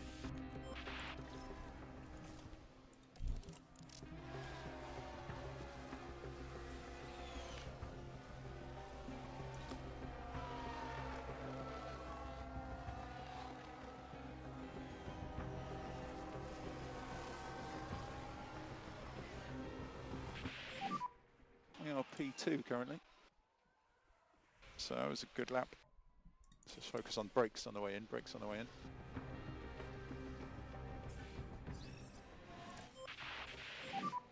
Currently P7. That's a good lap. Go in. Copy. Okay, P5, P8.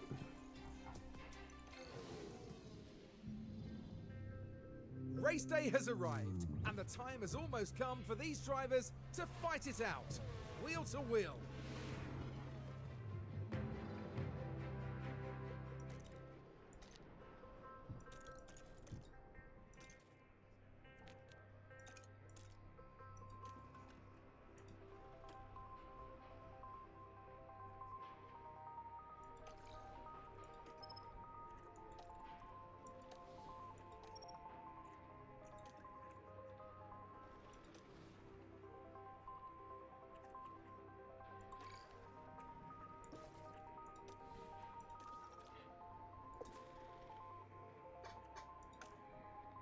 Okay, we underfueled the car by 1. Maximum pace here.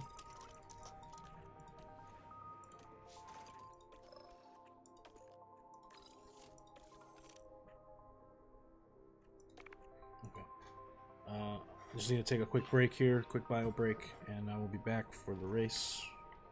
I'll just leave you on this BRB screen, and we'll do a quick ad break so that there's no pre-roll ads for people that join in during the middle of the race. Alright, I'll be back in about 5 minutes or so.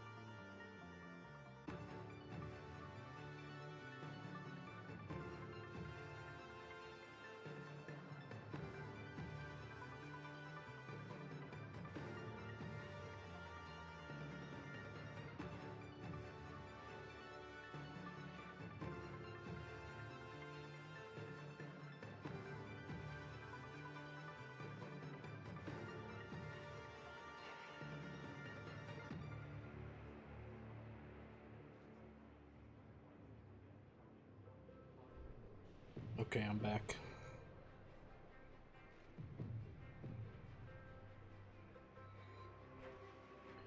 Ready to get this started. Brand new season, new drivers, new car.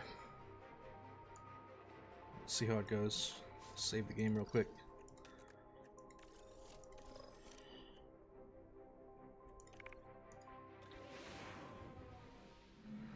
Here in Sakir, the floodlights are on, and it's nearly time for 57 laps around the Bahrain International Circuit. Mick Schumacher, a composed figure, approaching this one. An encouraging grid position as they sit in P8.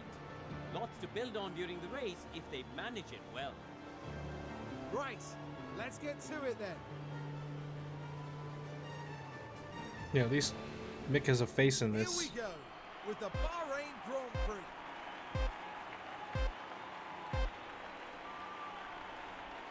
And it's lights out, and away we go.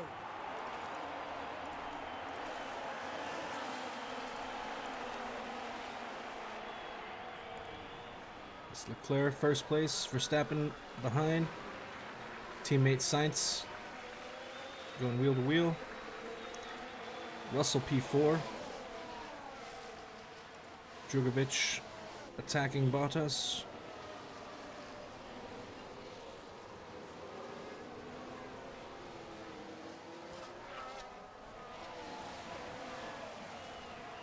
Stroll overtakes Schumacher. Uh-oh. Looks like Sainz had a lockup.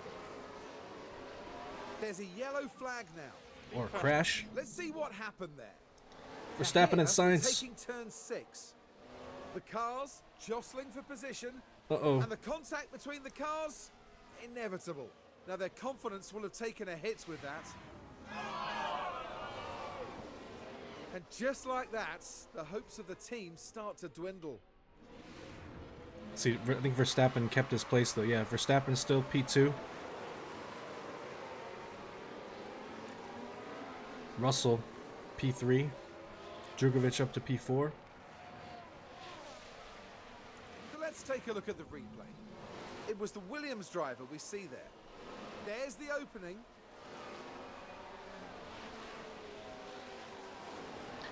Gets it done on Closer the and closer soft to that compound. podium.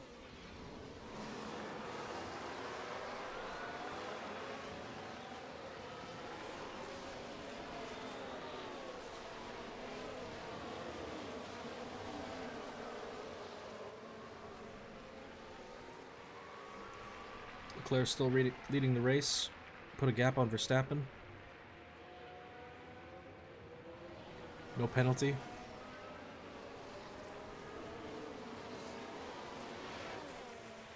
Verstappen falling behind. Does he have damage? It does appear, maybe? Can't really see. Nope. Yes, Verstappen's front wing. Front left. Damaged.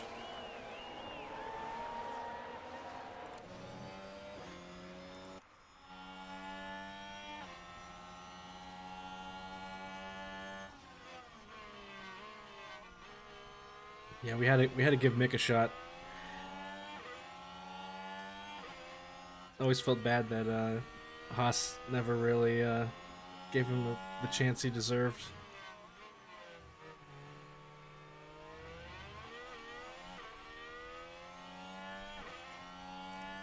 All right, let's go 2x.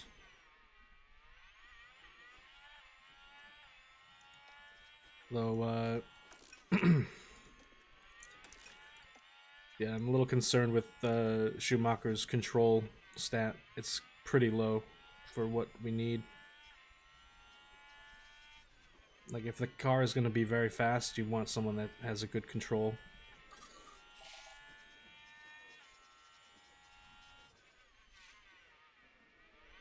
That would be amazing if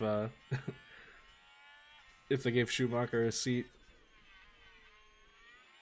Though, you know, it's like if you're James Vowles, right?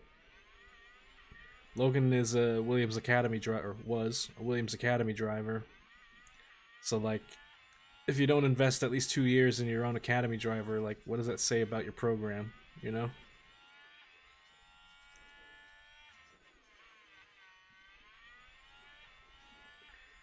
So it's not a good look to get rid of Logan so quickly, but at the same time, they need someone that can bring the car into the points just like Albon can.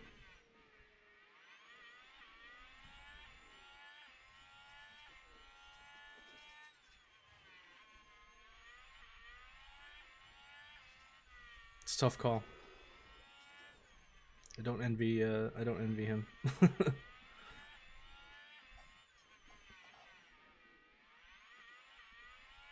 You got a lot of diehard Logan supporters out there. A lot of Logan haters as well. Probably more haters than fans.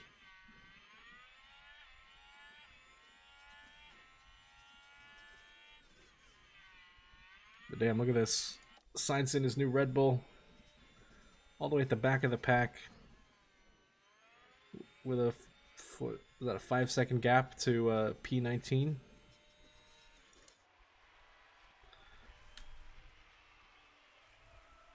Oh yeah, he's missing the front right part of his wing too. He has damage right there. Not a good start for Red Bull.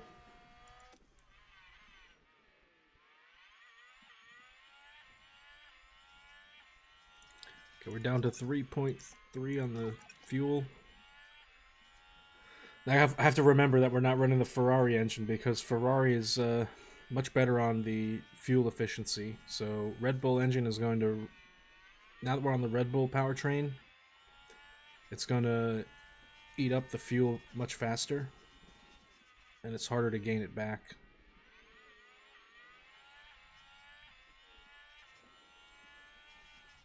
So I think we get to this fuel deficit a little early, and then for the rest of the race we just run standard mode, and then probably some conserve towards the last 15 laps.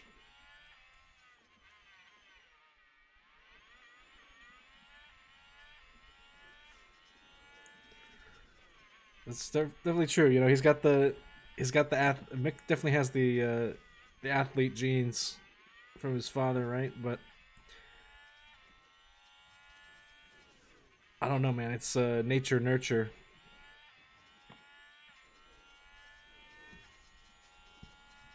Like if Michael Schumacher was, you know,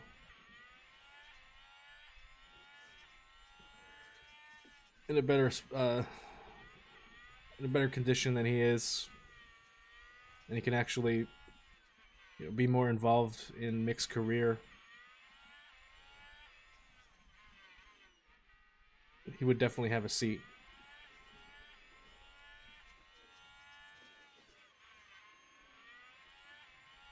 You know, you'd think that he would be under the wing of Ferrari too, right? But he's at Mercedes. Kind of weird.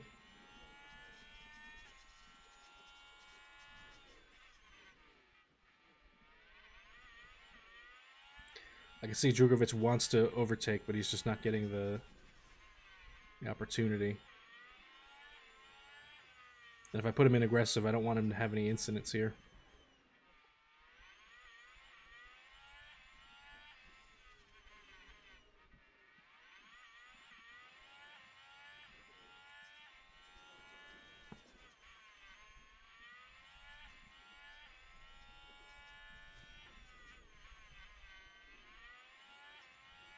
A lot of people argue that the reason why Michael Schumacher was also so great was that, you know, he had a lot more track time to get like used to the car and stuff, and now with the way that they regulate track time, you know, they can't practice as much, get used to the car, and everything's like pretty much done through simulators, which I don't know what kind of simulator they have, but yeah, I'm sure it's really expensive, but can it really simulate the, you know, the actual feeling of being in the car and on track with the actual running parts under you.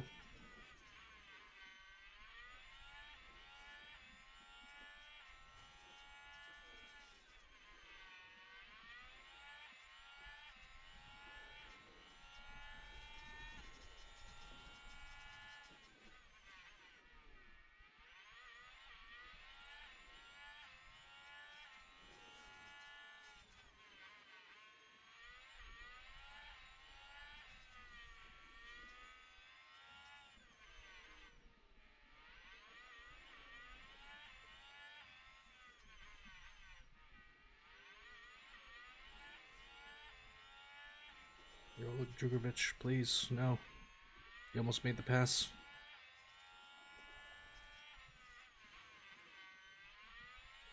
That's why I like Hamilton.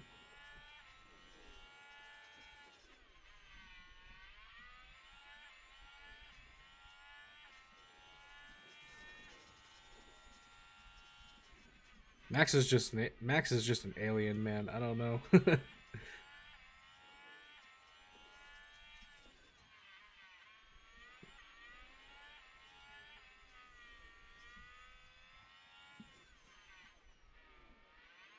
Man was born to race.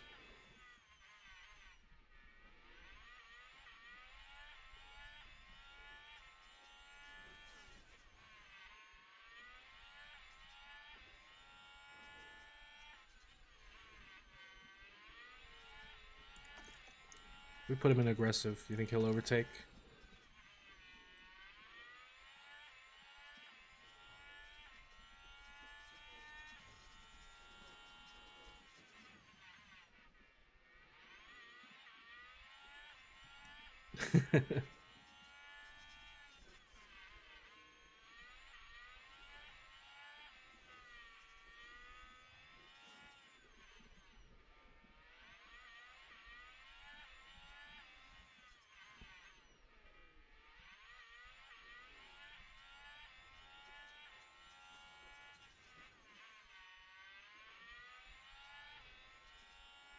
Yeah, I definitely, I can see, like, you know, Hamilton has,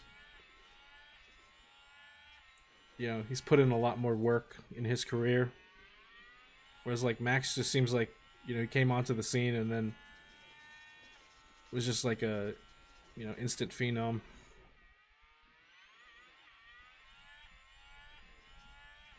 You know, it only took him, what, like 2 years? He's the youngest winner at one point.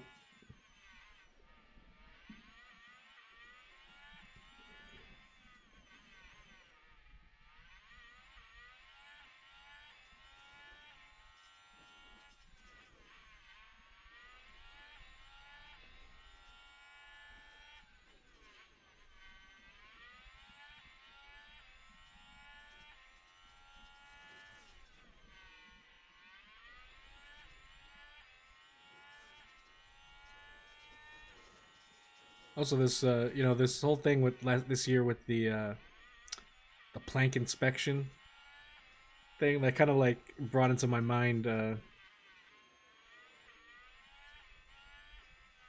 know, what's the prevalence of cheating in Formula One? You know, basically, if when they did that random sample of the planks, you know, they couldn't really test anybody else because everyone packed up their cars and whatever, you know, getting ready for the next race. You think every team, like, you know, ran their cars very low and just, like, you know, if you got caught, you got caught in scrutineering?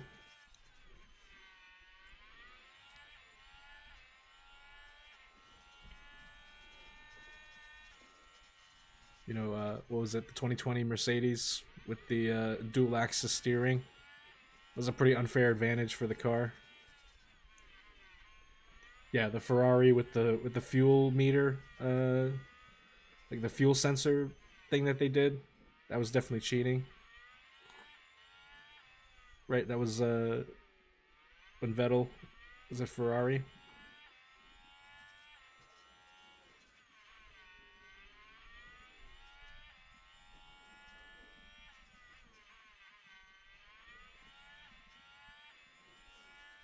There must be a lot of cheating.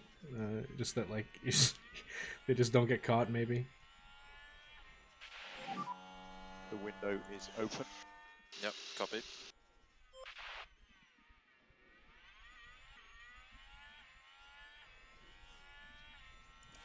I don't mean like a lot, but you know. They probably do it more than you think. You know, trying to find every little loophole in the rules that they can.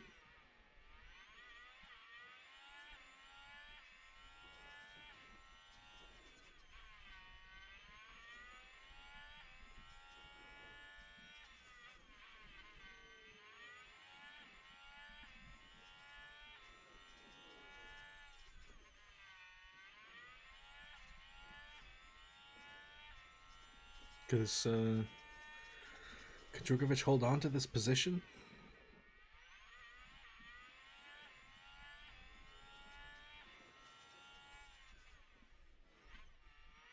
Oh no, he locked up. Oh, that's not what I want to see.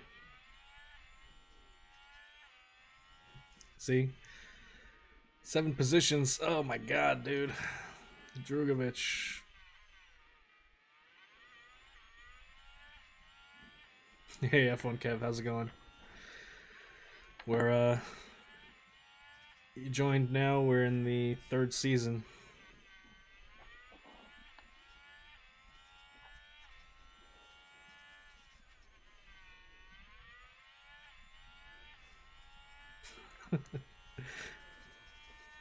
Oh, Verstappen pit stop issue.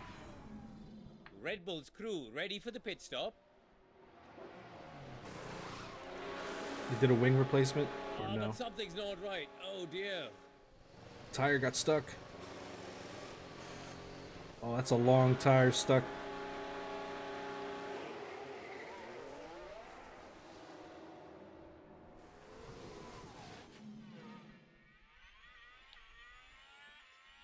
Yep, we got a new driver lineup. We have Drugovich, car 1, and Schumacher, car 2. But Drugovich just locked up and he lost his podium. He's not feeling good right now. He's very depressed. Driver confidence is low. Oh, and he locked up again. Here we are then at the 11th corner. Oh no! Why'd they go? Perhaps a little lapse in concentration, maybe.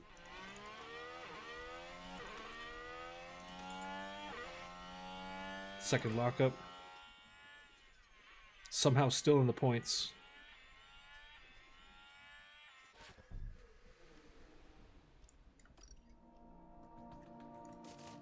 Put Shumi in the pits. Box. Actually, you know what? Let's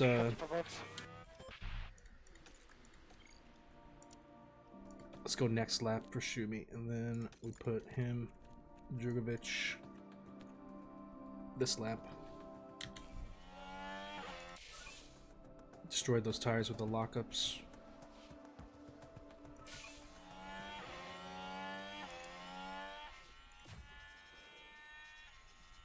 Look at this, Schumacher leading the race. If only this were real life. Would love to see this.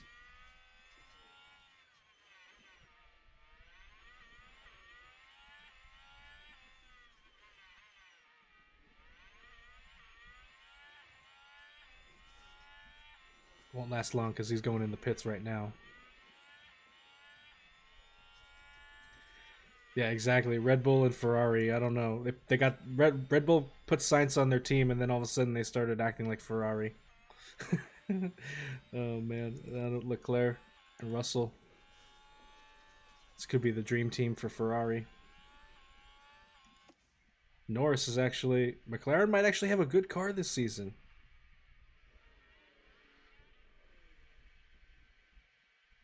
Norris is in the points finally.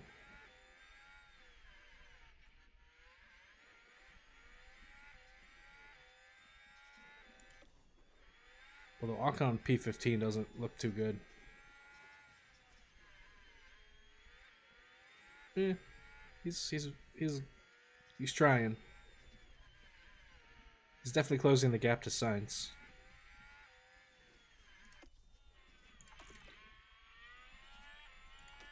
What if we put on rarely defend? Just try to make him go fast. Take off curbs. He needs a confidence boost. He needs to start setting personal bests. He is not feeling very good right now.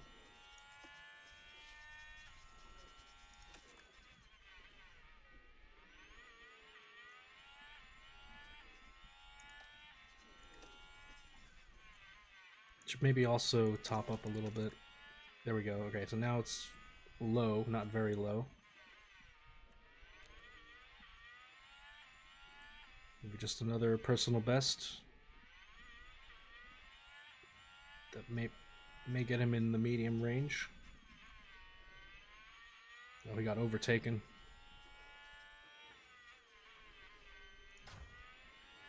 Oh no, wait, I was looking at Schumacher. Yeah, personal best, sector 2.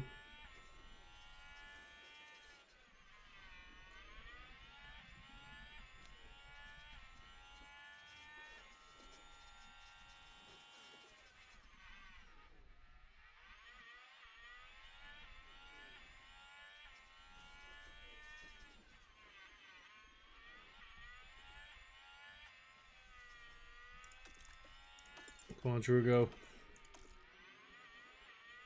Get your confidence back. This is a bad first race for Drugovic.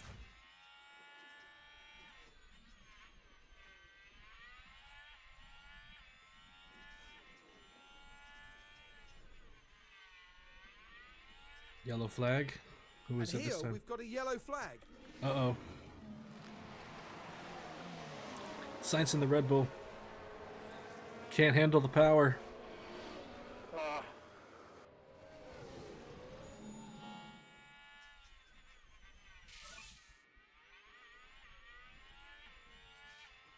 I totally thought he just turned into him on that turn. That looked hella sus.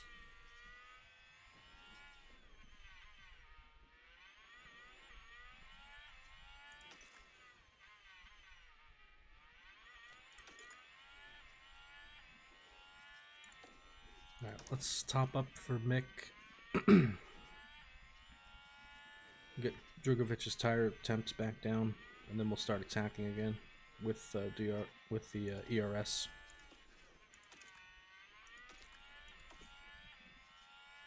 His confidence is back in medium, but only just medium.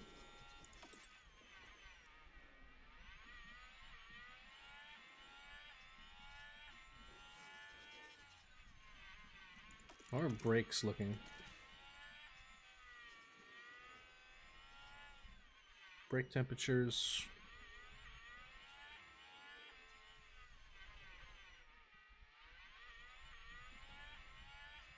Honestly, the brake temperatures, they look under control. They haven't really gotten into the red. So it must be Drugovic's control stat. Because if the brakes aren't going into the red, then there's no reason that he should have locked up for that. Twice, actually.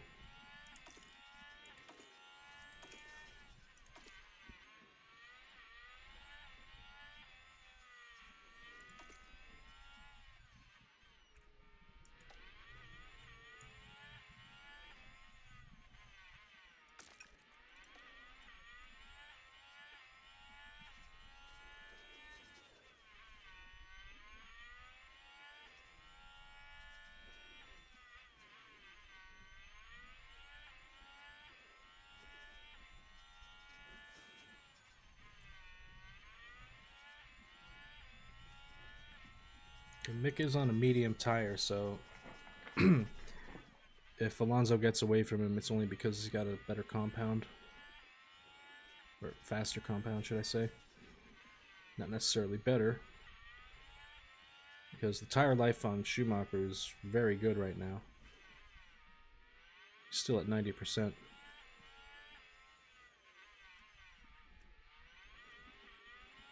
Drugovich in the 70s. Let's try to use the curbs again. And we'll have Mick also use the curbs.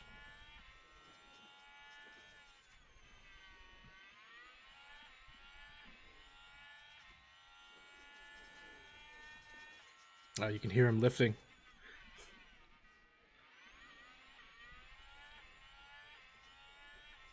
That's stuck behind him.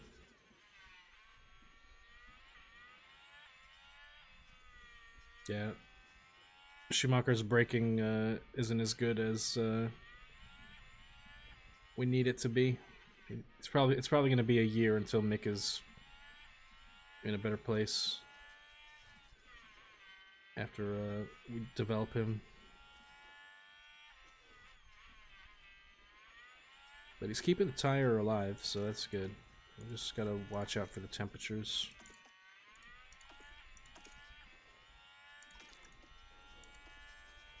Drugovich slowly getting his confidence back.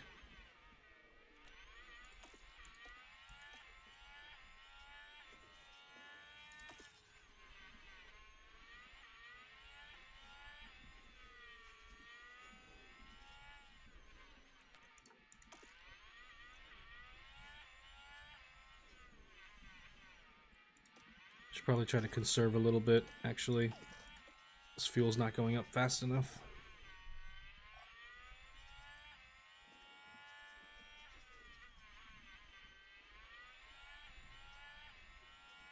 If we can bring the fuel delta up to maybe -1.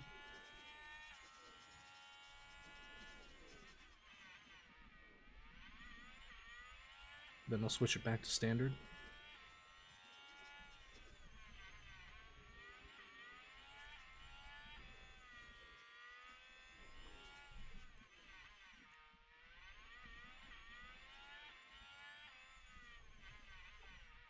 Okay, now with Schumacher, since he's on the medium, we have to have him overcut. So we'll try to stay out on these mediums, keep them alive as long as possible, and then towards the end of the stint, just go full blast. And then switch to the scrub soft tire.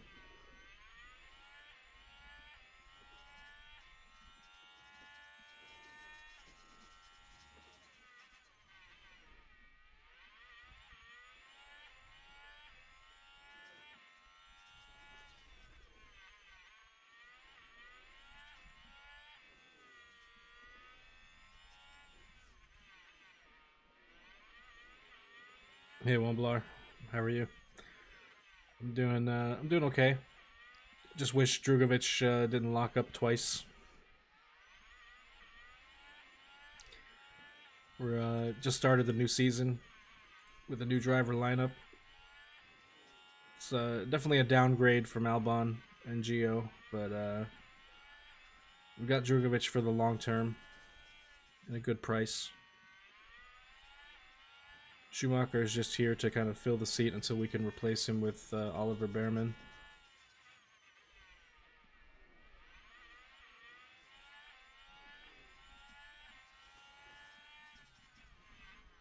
But yeah, definitely, there's definitely going to be some growing pains with Drugovich. His control stat is kind of low.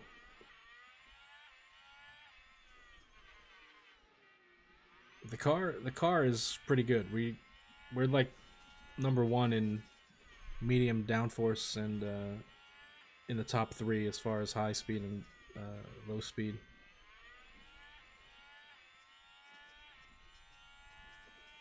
We just need to improve the DRS delta.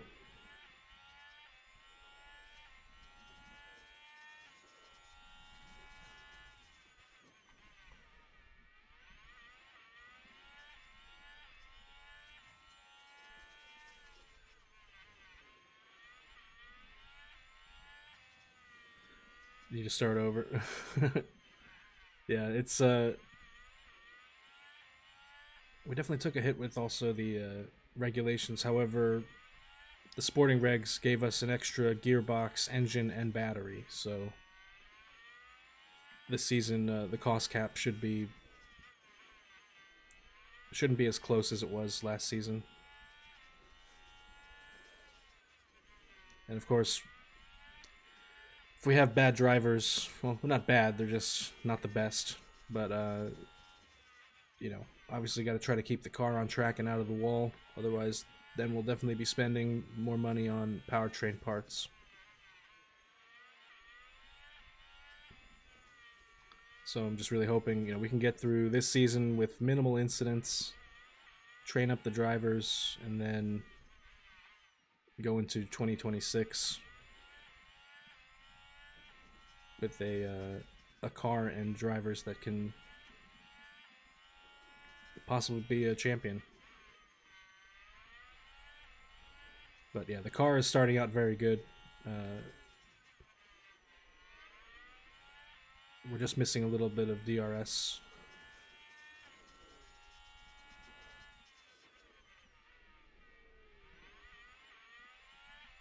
We pretty much have the worst DRS on the grid.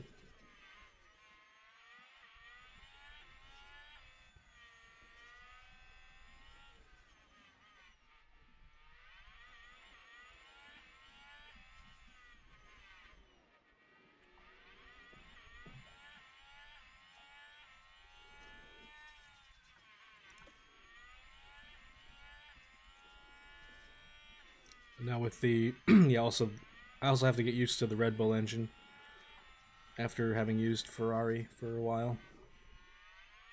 The fuel efficiency is something I'm gonna have to get used to, because the Red Bull engine will burn through fuel very fast, but it gets harder to make up the deficit because of the efficiency. Or should I say lack of fuel efficiency.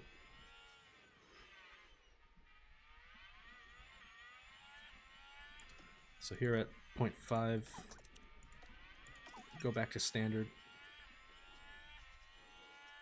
And hopefully that's good enough to end the race.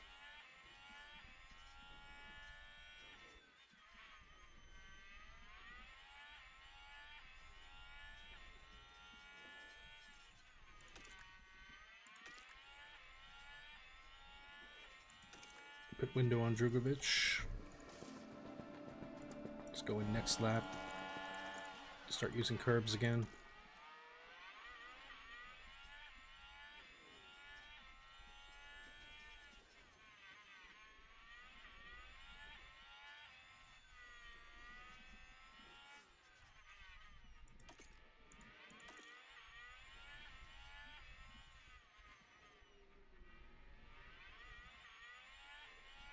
You know, we could probably get one more lap out of these tires. It's still over 40%.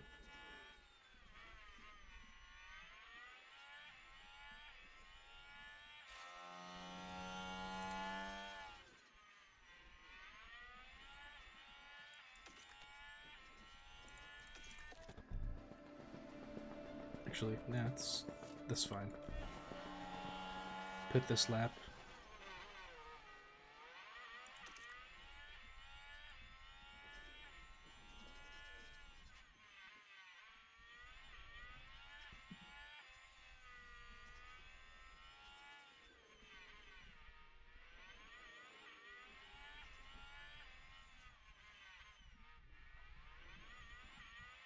And McLaren's looking quick.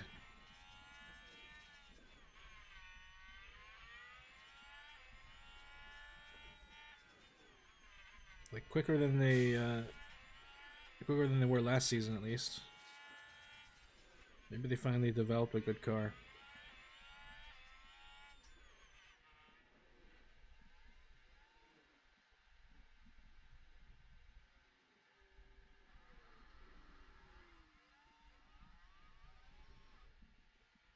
Well, it was a good pit stop, but didn't get released fast enough.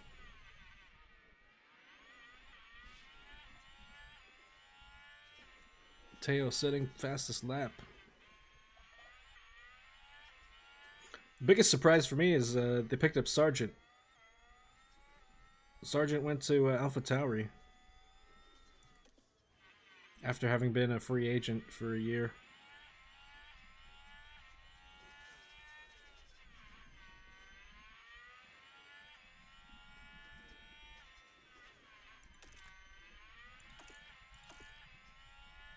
We still got a lot of life in this tire. Let's start using it up.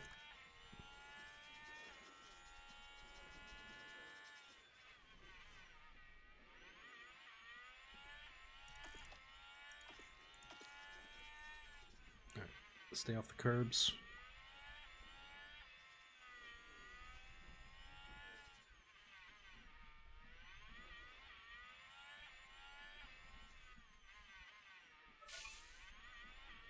Stay off the curbs, and then once we get to maybe the final 5 laps or so, then we'll go back to them.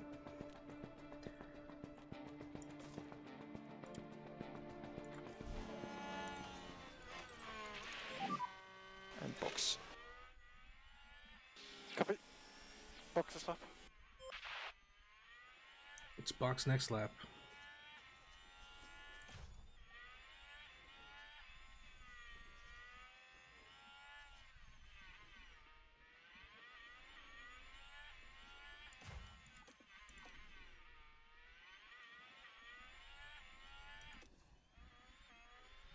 Let's see how fast can Verstappen close the gap here. 5.7. 5.6. 5.5.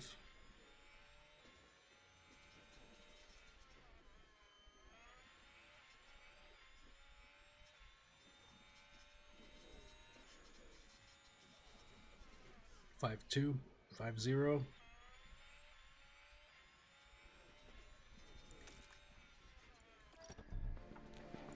We gotta pit this lap, otherwise Max is gonna get DRS from us. He's closing fast. It's 4.8.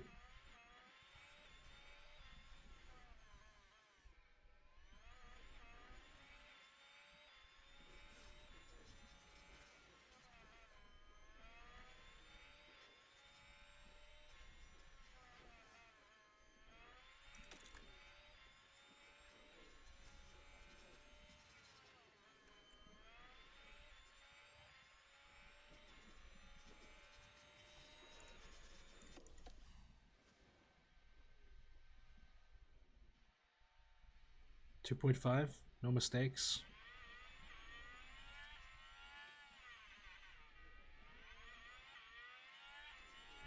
It's into P9.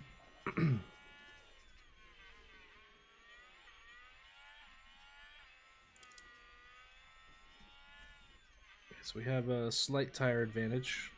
It is a scrub soft tire.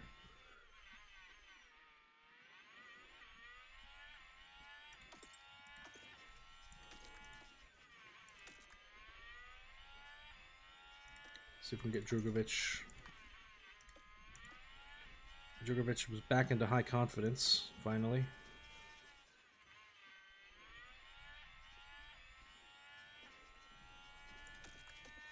All right, we gotta stay off the curbs with Schumacher.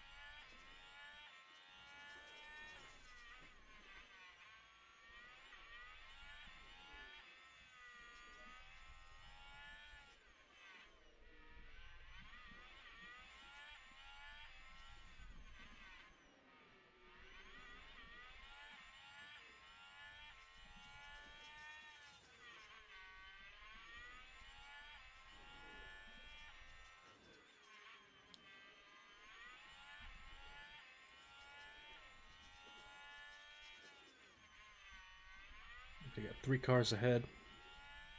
Yellow flag.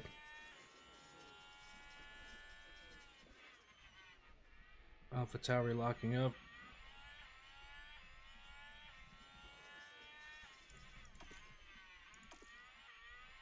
Drugovic at peak confidence. Oh, very high. Never mind.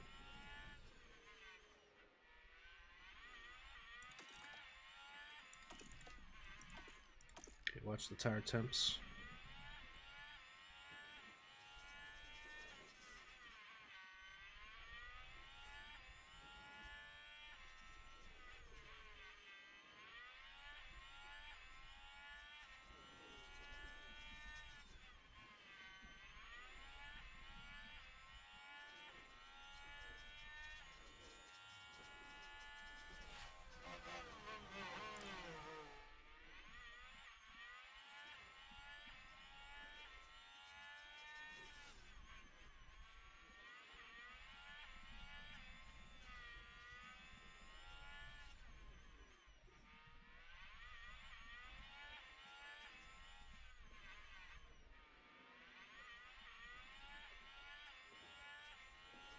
Alright, 10 laps to go.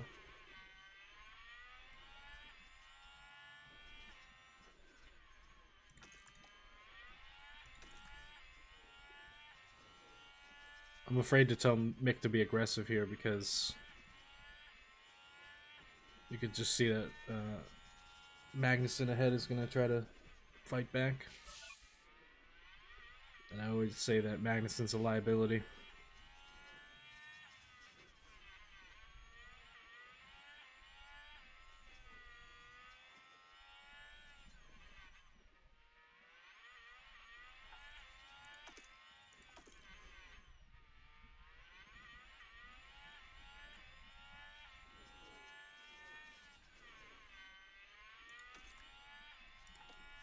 Okay, let's start using curbs again.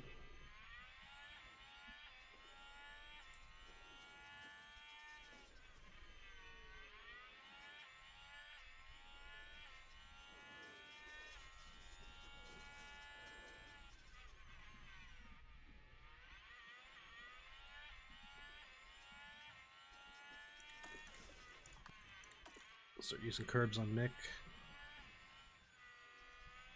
We should be able to pass Magnussen though. He's got a medium tire. We have a better percentage.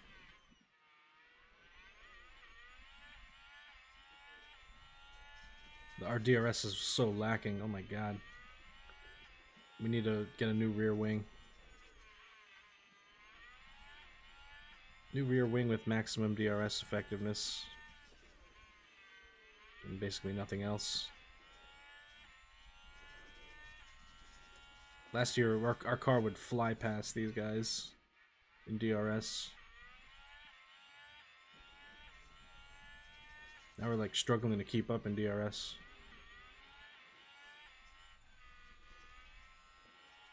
Tech regs really messed us up.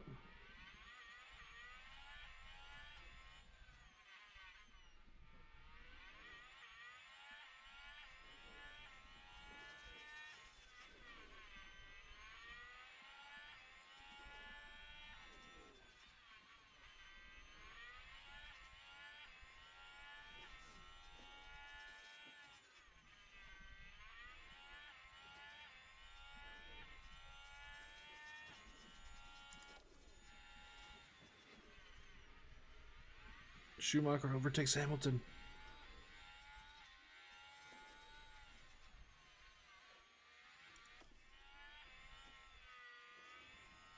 Now he's attacking Norris.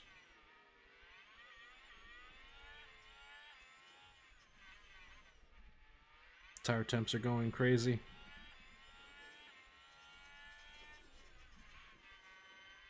Lando's fighting K-Mag.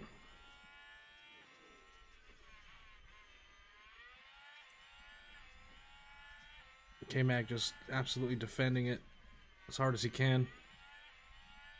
And Norris with DRS. On the inside of Norris.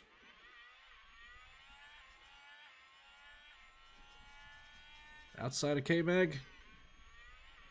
Couldn't make it stick.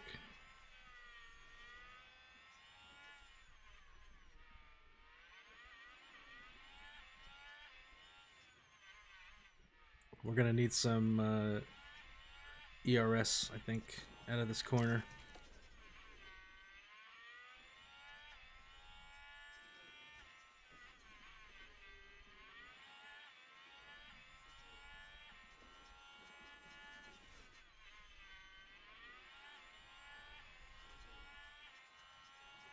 Oh, why are you overtaking him? Please.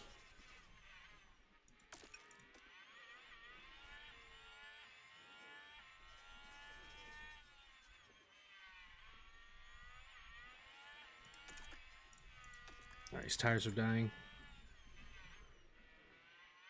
Let's just back off the temperature a little bit. I think Drugovich can keep attacking.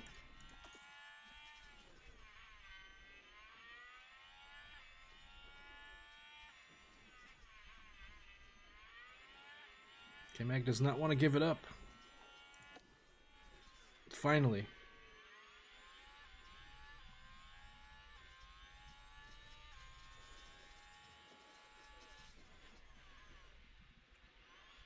And he lost it in DRS.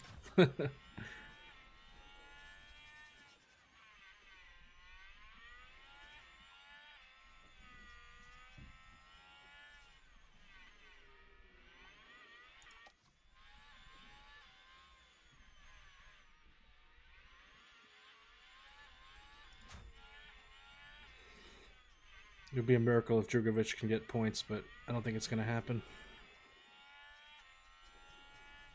Gasly and Alonso are fighting, but we still got 4 seconds to make up in 3 laps.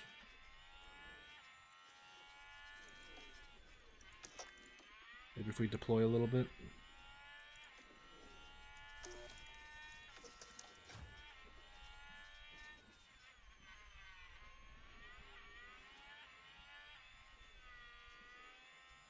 Probably should have harvested a little earlier, but it is what it is. We're going to need the battery for the last lap.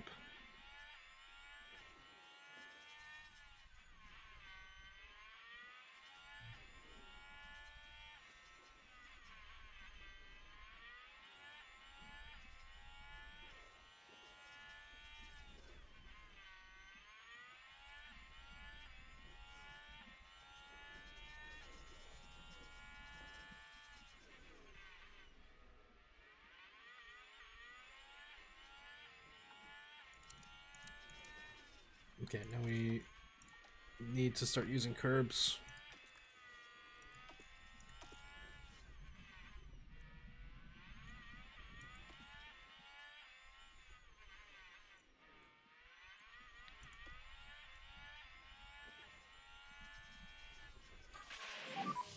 Pack's on the low side now. Oh, look at that, Drugovich. He actually got past.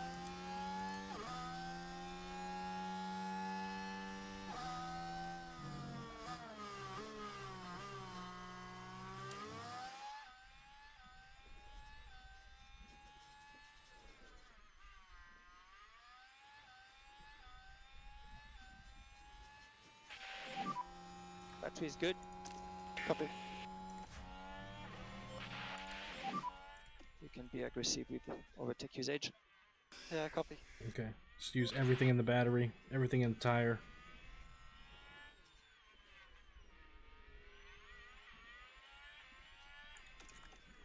Fuck it, let's go aggressive.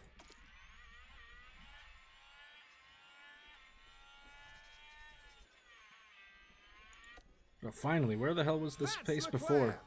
Charles Leclerc is today's winner. Oh, it's a Ferrari 1-2.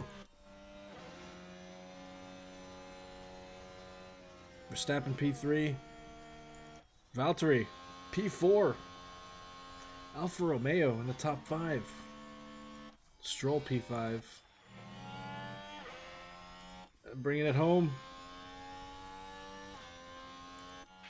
Mick P6. Let's checkered flag. Checkered flag. Oh, Drugovich so close to P9. Alright, double points finish. Not bad considering our drivers are definitely a downgrade from Albon. Okay, that'll be flag. Checker flag. P10.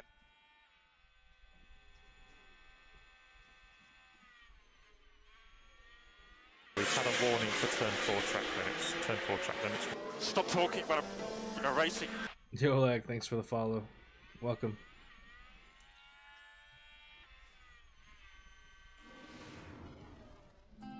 Schumacher in the Mick top 10. Schumacher's drive, definitely worthy of praise today. An outstanding performance today to have made the top 10. Not many would have expected this from the team, to be honest. Oh, that's a wonderful scene. The team getting their first chance to congratulate their driver on a job well done. Alright, let's all dance around in a circle now. And the Monegasque driver certainly proved his worth with a terrific drive today. And that's win number 1 of the season. And it's sure to provide them with a real confidence boost. George Russell in red. And we've certainly kicked things off in style here at the Bahrain Grand Prix. I don't know if I'll ever get used to seeing this.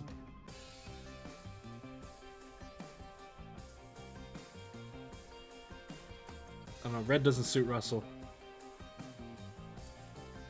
Now, Carew, no doubt there'll be a lot for the Yep, team this is to season 3. process after that race.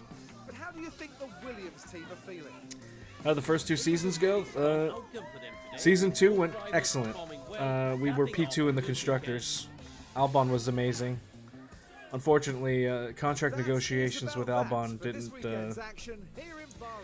Yeah, the contract negotiations with Albon were terrible, and he didn't want to sign for the money I wanted to spend. So we had to compromise and basically take Drugovich and Schumacher. Felipe locked up twice in this first race, so he was running in the podium. You know, Felipe was in the podium position, but then he had that lockup, and he never recovered after that, really. It's a miracle that he actually made it back into the points, I think. But Schumacher put on a surprising performance. I'm happy with where he placed for being an overall rated 79 driver. He did very well. He's basically competing with people that are in the mid to high 80s. Better than Lando. I mean, I think just because we have a better car than McLaren, but I mean, if you look at everybody around Mick, 93, 88, 87, 83, 90, 89. Felipe is also 79. So we're kind of lacking on the driver right now. But with a little training, I think they'll be okay. Currently P5 in the constructors. And a double podium for Ferrari. Definitely set them ahead. Yeah, no one picked up Albon, surprisingly. Oh, look at that in the DHL. We had some excellent pit stops there. No mistakes. Just, yeah, the lockup really killed his race. 2 lockups, actually. Finances are looking good, 4.1 million.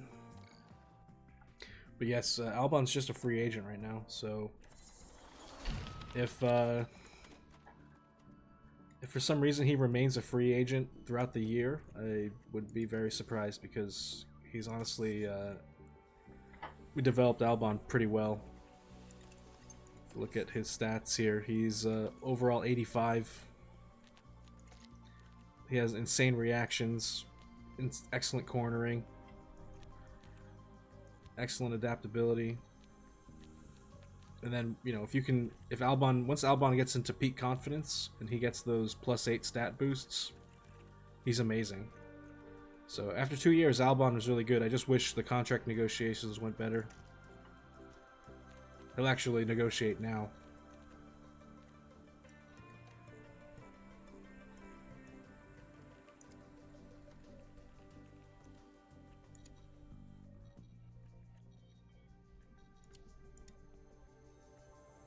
How much would it cost? Yeah, if we broke the contract on Drugovich, it's gonna be 10 million.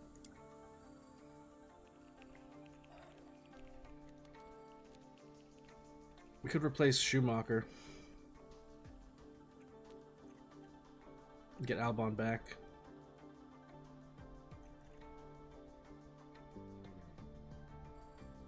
For $1.4 million. I don't think he's not gonna go for this. Yeah, he's too expensive.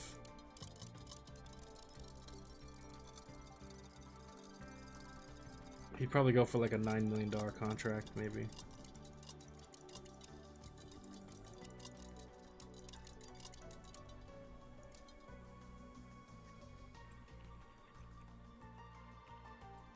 That means we have to pay him $750,000 a month.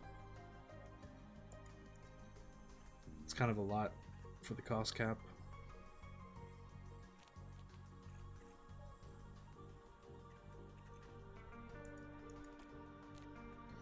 No, we'll see. We'll see what happens mid-season. If Albon's still a free agent in mid-season and Schumacher doesn't improve, then I'll try re-signing Albon.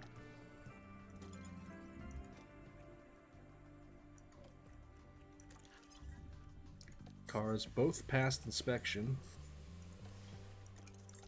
That's good. We don't have to build any new parts right away. Oh yeah, I also edited Sophia Florsch's stats. So don't be surprised if you see her winning F3 this year.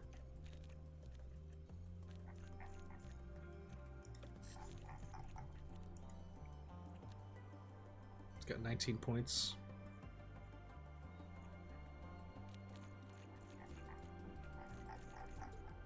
She came in 5th in the sprint with the fastest lap. How do you edit stats? Yeah, there's a database editor. Here's the link for it. I use this program and basically import the save file, and then you can. It requires you to install Python on your computer, and then basically run this program. I'll show it to you real quick. Once you get everything running, and you copy your save file over into the directory, then you get this program right here. Drag your save file into the directory of the database editor, and then you can edit contracts. You could change you can unretire drivers. So if you wanted to unretire Kvyat, Raikkonen, Van Dorn, Latifi, Mazepin, Kubica, who else is in here? Vips, Callum Williams, Grosjean. You can unretire drivers, and then you can also edit their stats. So you could basically just mod whatever you want here.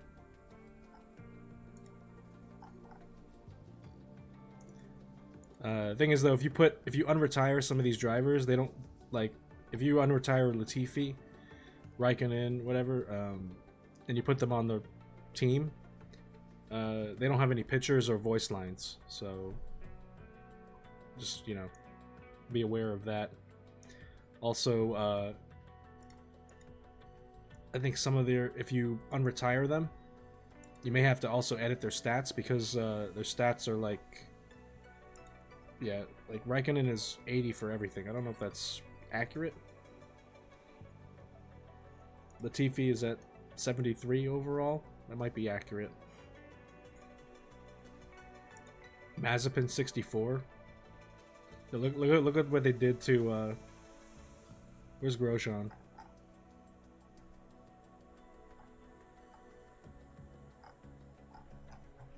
Like Grosjean's like 50. I don't know how the hell they rated him so low. It's like, oh, you went to IndyCar? Fuck you. Just tank your stats. I don't know where he is in this list, but he's in there somewhere, and then his stats are like terrible. There he is, 50. I think it's just like this must just be like a placeholder or something, because it should be at least 70 overall. I think 50 is a little unfair. So it must be like a placeholder thing. Would you drive F1 again after what happened? After the fireball crash with getting his hands burned? Yeah, I don't know. Maybe you're right, but I probably wouldn't drive for Haas, that's for sure.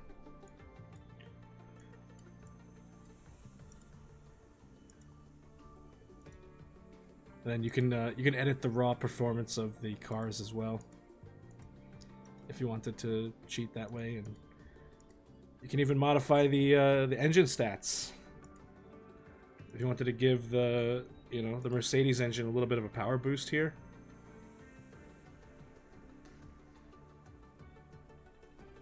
You could make that change if you wanted to. So yeah, this is a pretty sick tool. I like to use it to modify the calendar.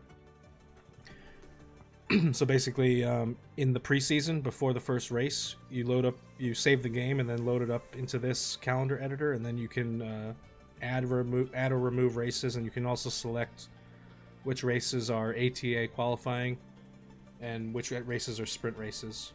Personally, I disabled all the ATA qualifying because I hate it. And I only put 3 sprint races in the calendar as opposed to the normal 6. So yeah, we're only doing 3 sprint races in 2025, and all of those sprint races are going to be in the USA. So Miami, Coda, and Las Vegas.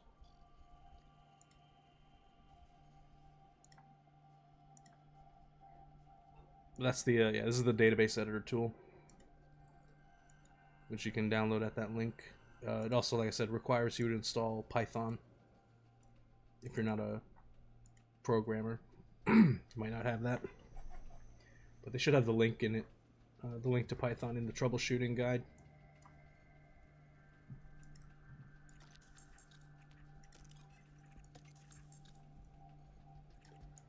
Where are we at with the car? Design a new part. That's right, we need the rear wing. We need all the DRS. Let's go maximum DRS effectiveness here. That puts us back at number 1. Let's try to not lose so much top speed though, acceleration.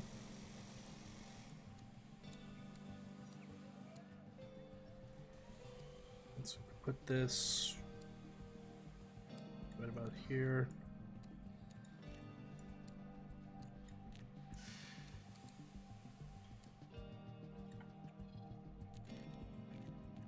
Okay, I think if we tweak it like this,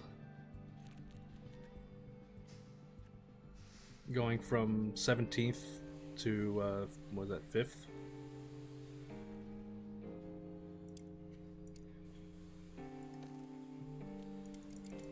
Put the engineers on that.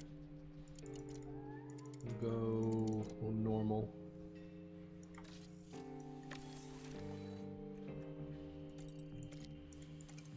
Alright, we have a factory fire, so we can't build anything right now. Yeah, we had a factory fire 1 week ago, and the factory shut down for 11 days. So just, I think we just continue here.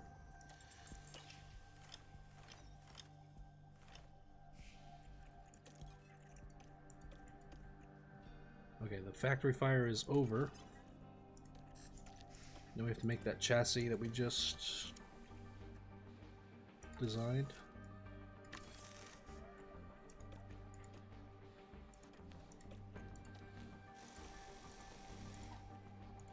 Still waiting on an underfloor and suspension. Should be pretty soon. Underfloor in 6 days, suspension in 5.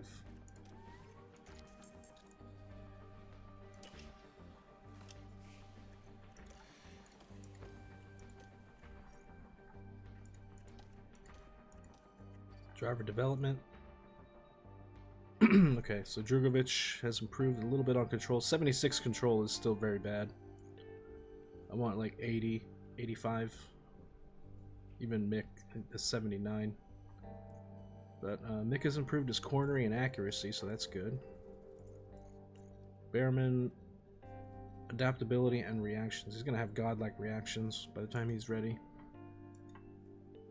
He needs smoothness and defending.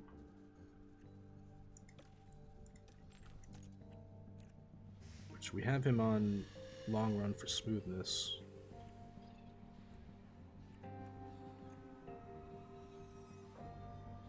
Actually, race strategy.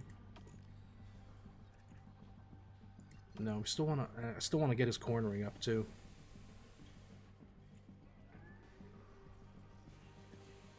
Yeah, Behrman is great. Look at how we've developed him so far. He's got 89 controls, so that's really good. He's not going to lock up, or very rarely will he lock up the car or spin.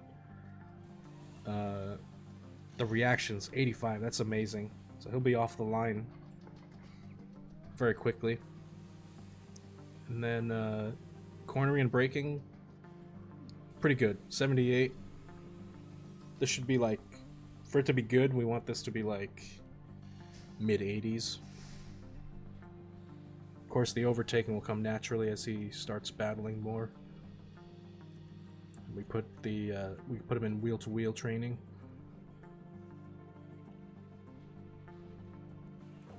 But right now, yeah, I want to get his cornering.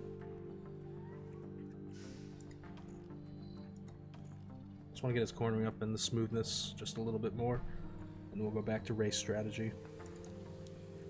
Yeah, and I also use Behrman in like every FP1, regardless if it's a sprint or an ATA, whatever.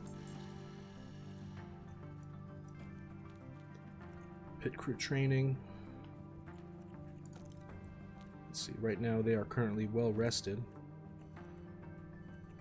so they can actually do some gym training here.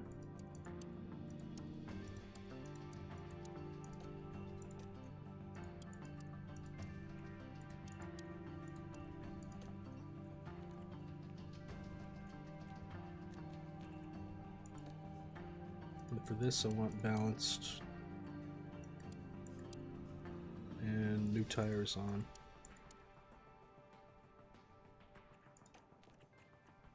That's still 0%. We could do maybe one more pit stop day, and we'll do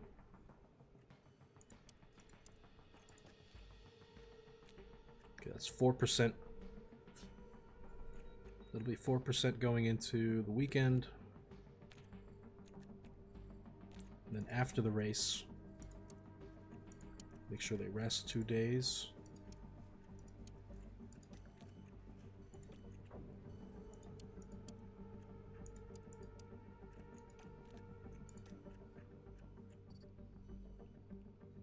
I want to focus on, right now, the used tires off is a very bad stat.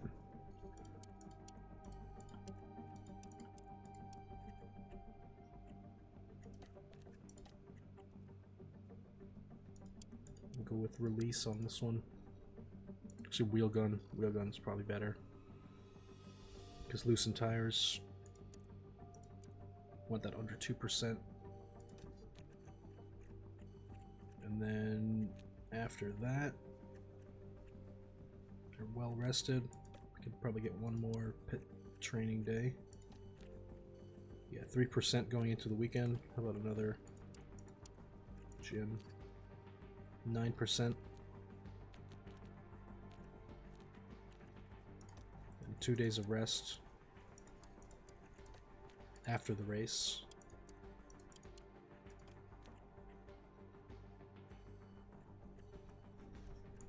And then car building becomes pit stop training.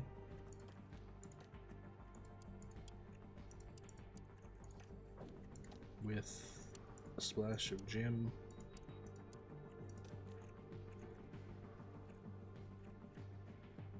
There. When's the race after that? So Baku is April 18th. So actually, if we look at that, keep them training.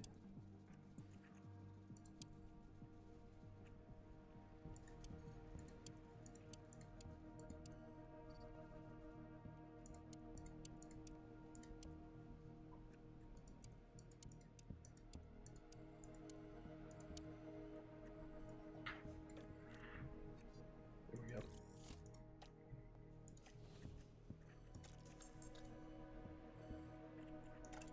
Oh yeah, gotta do more scouting.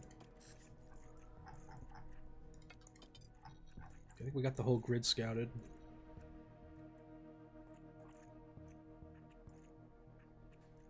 Oh, except for the reserve drivers.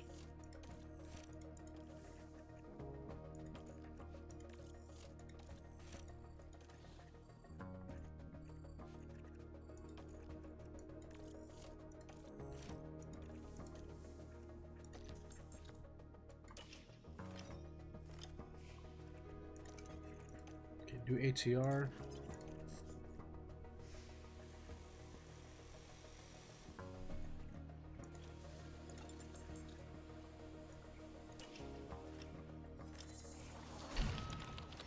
Suspension is done. Let's get that.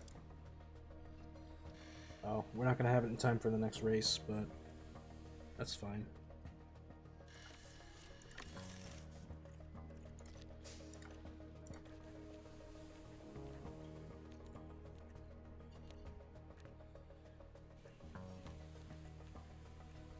Okay, now we do a side pod.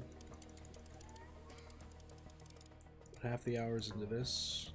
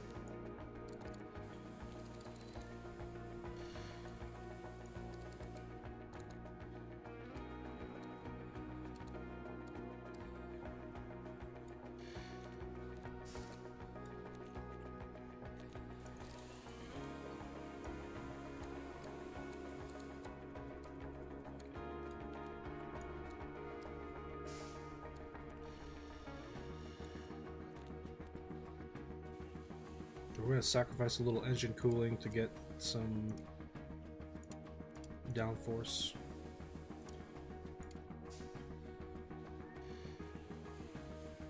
So we'll be the worst in engine cooling. But that'll bring our medium speed. We'll be first in medium speed downforce.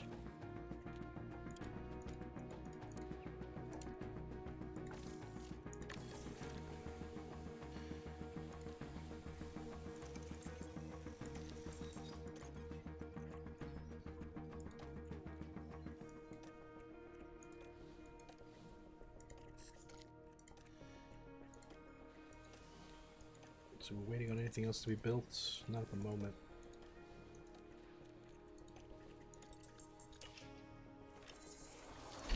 There's the underfloor. 2 of these. This will be ready before the next race.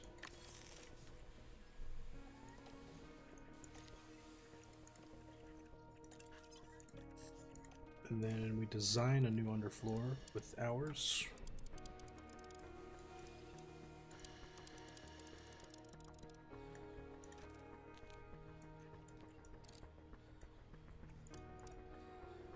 I want to try to recover on this. I want to try to recover the top speed of the car. Unfortunately, we're not really making any gains from the underfloor with that.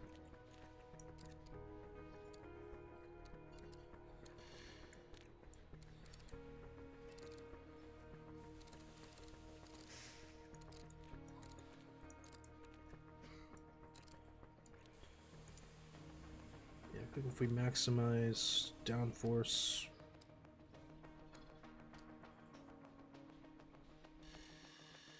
Try not to lose on the dirty air tolerance either.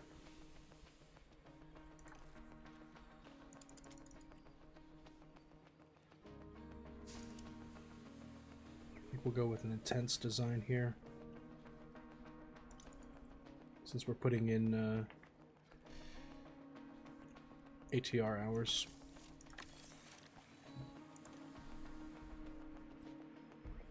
Right, I think that's pretty much going to be it for me right now.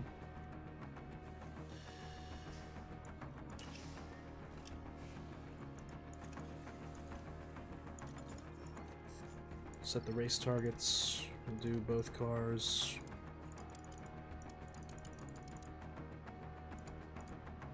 I'll guarantee a top 12 for 2. Both cars should make it to Q2. One driver in the top 8. No fastest lap.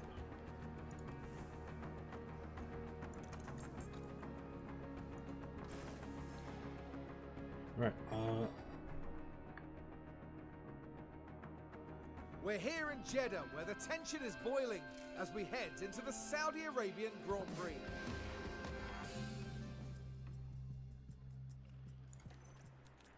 Right, I'm going to save it here.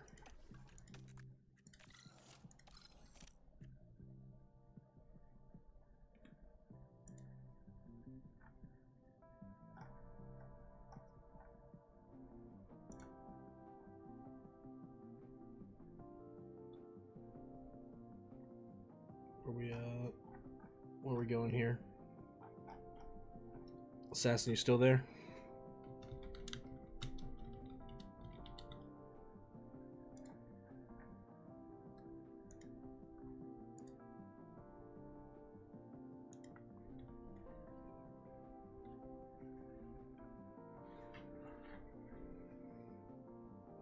Yeah, okay. We're gonna send everybody over to you. Everybody, by everybody I mean the 3 people that are watching. But yeah, I'll probably be on Friday, maybe.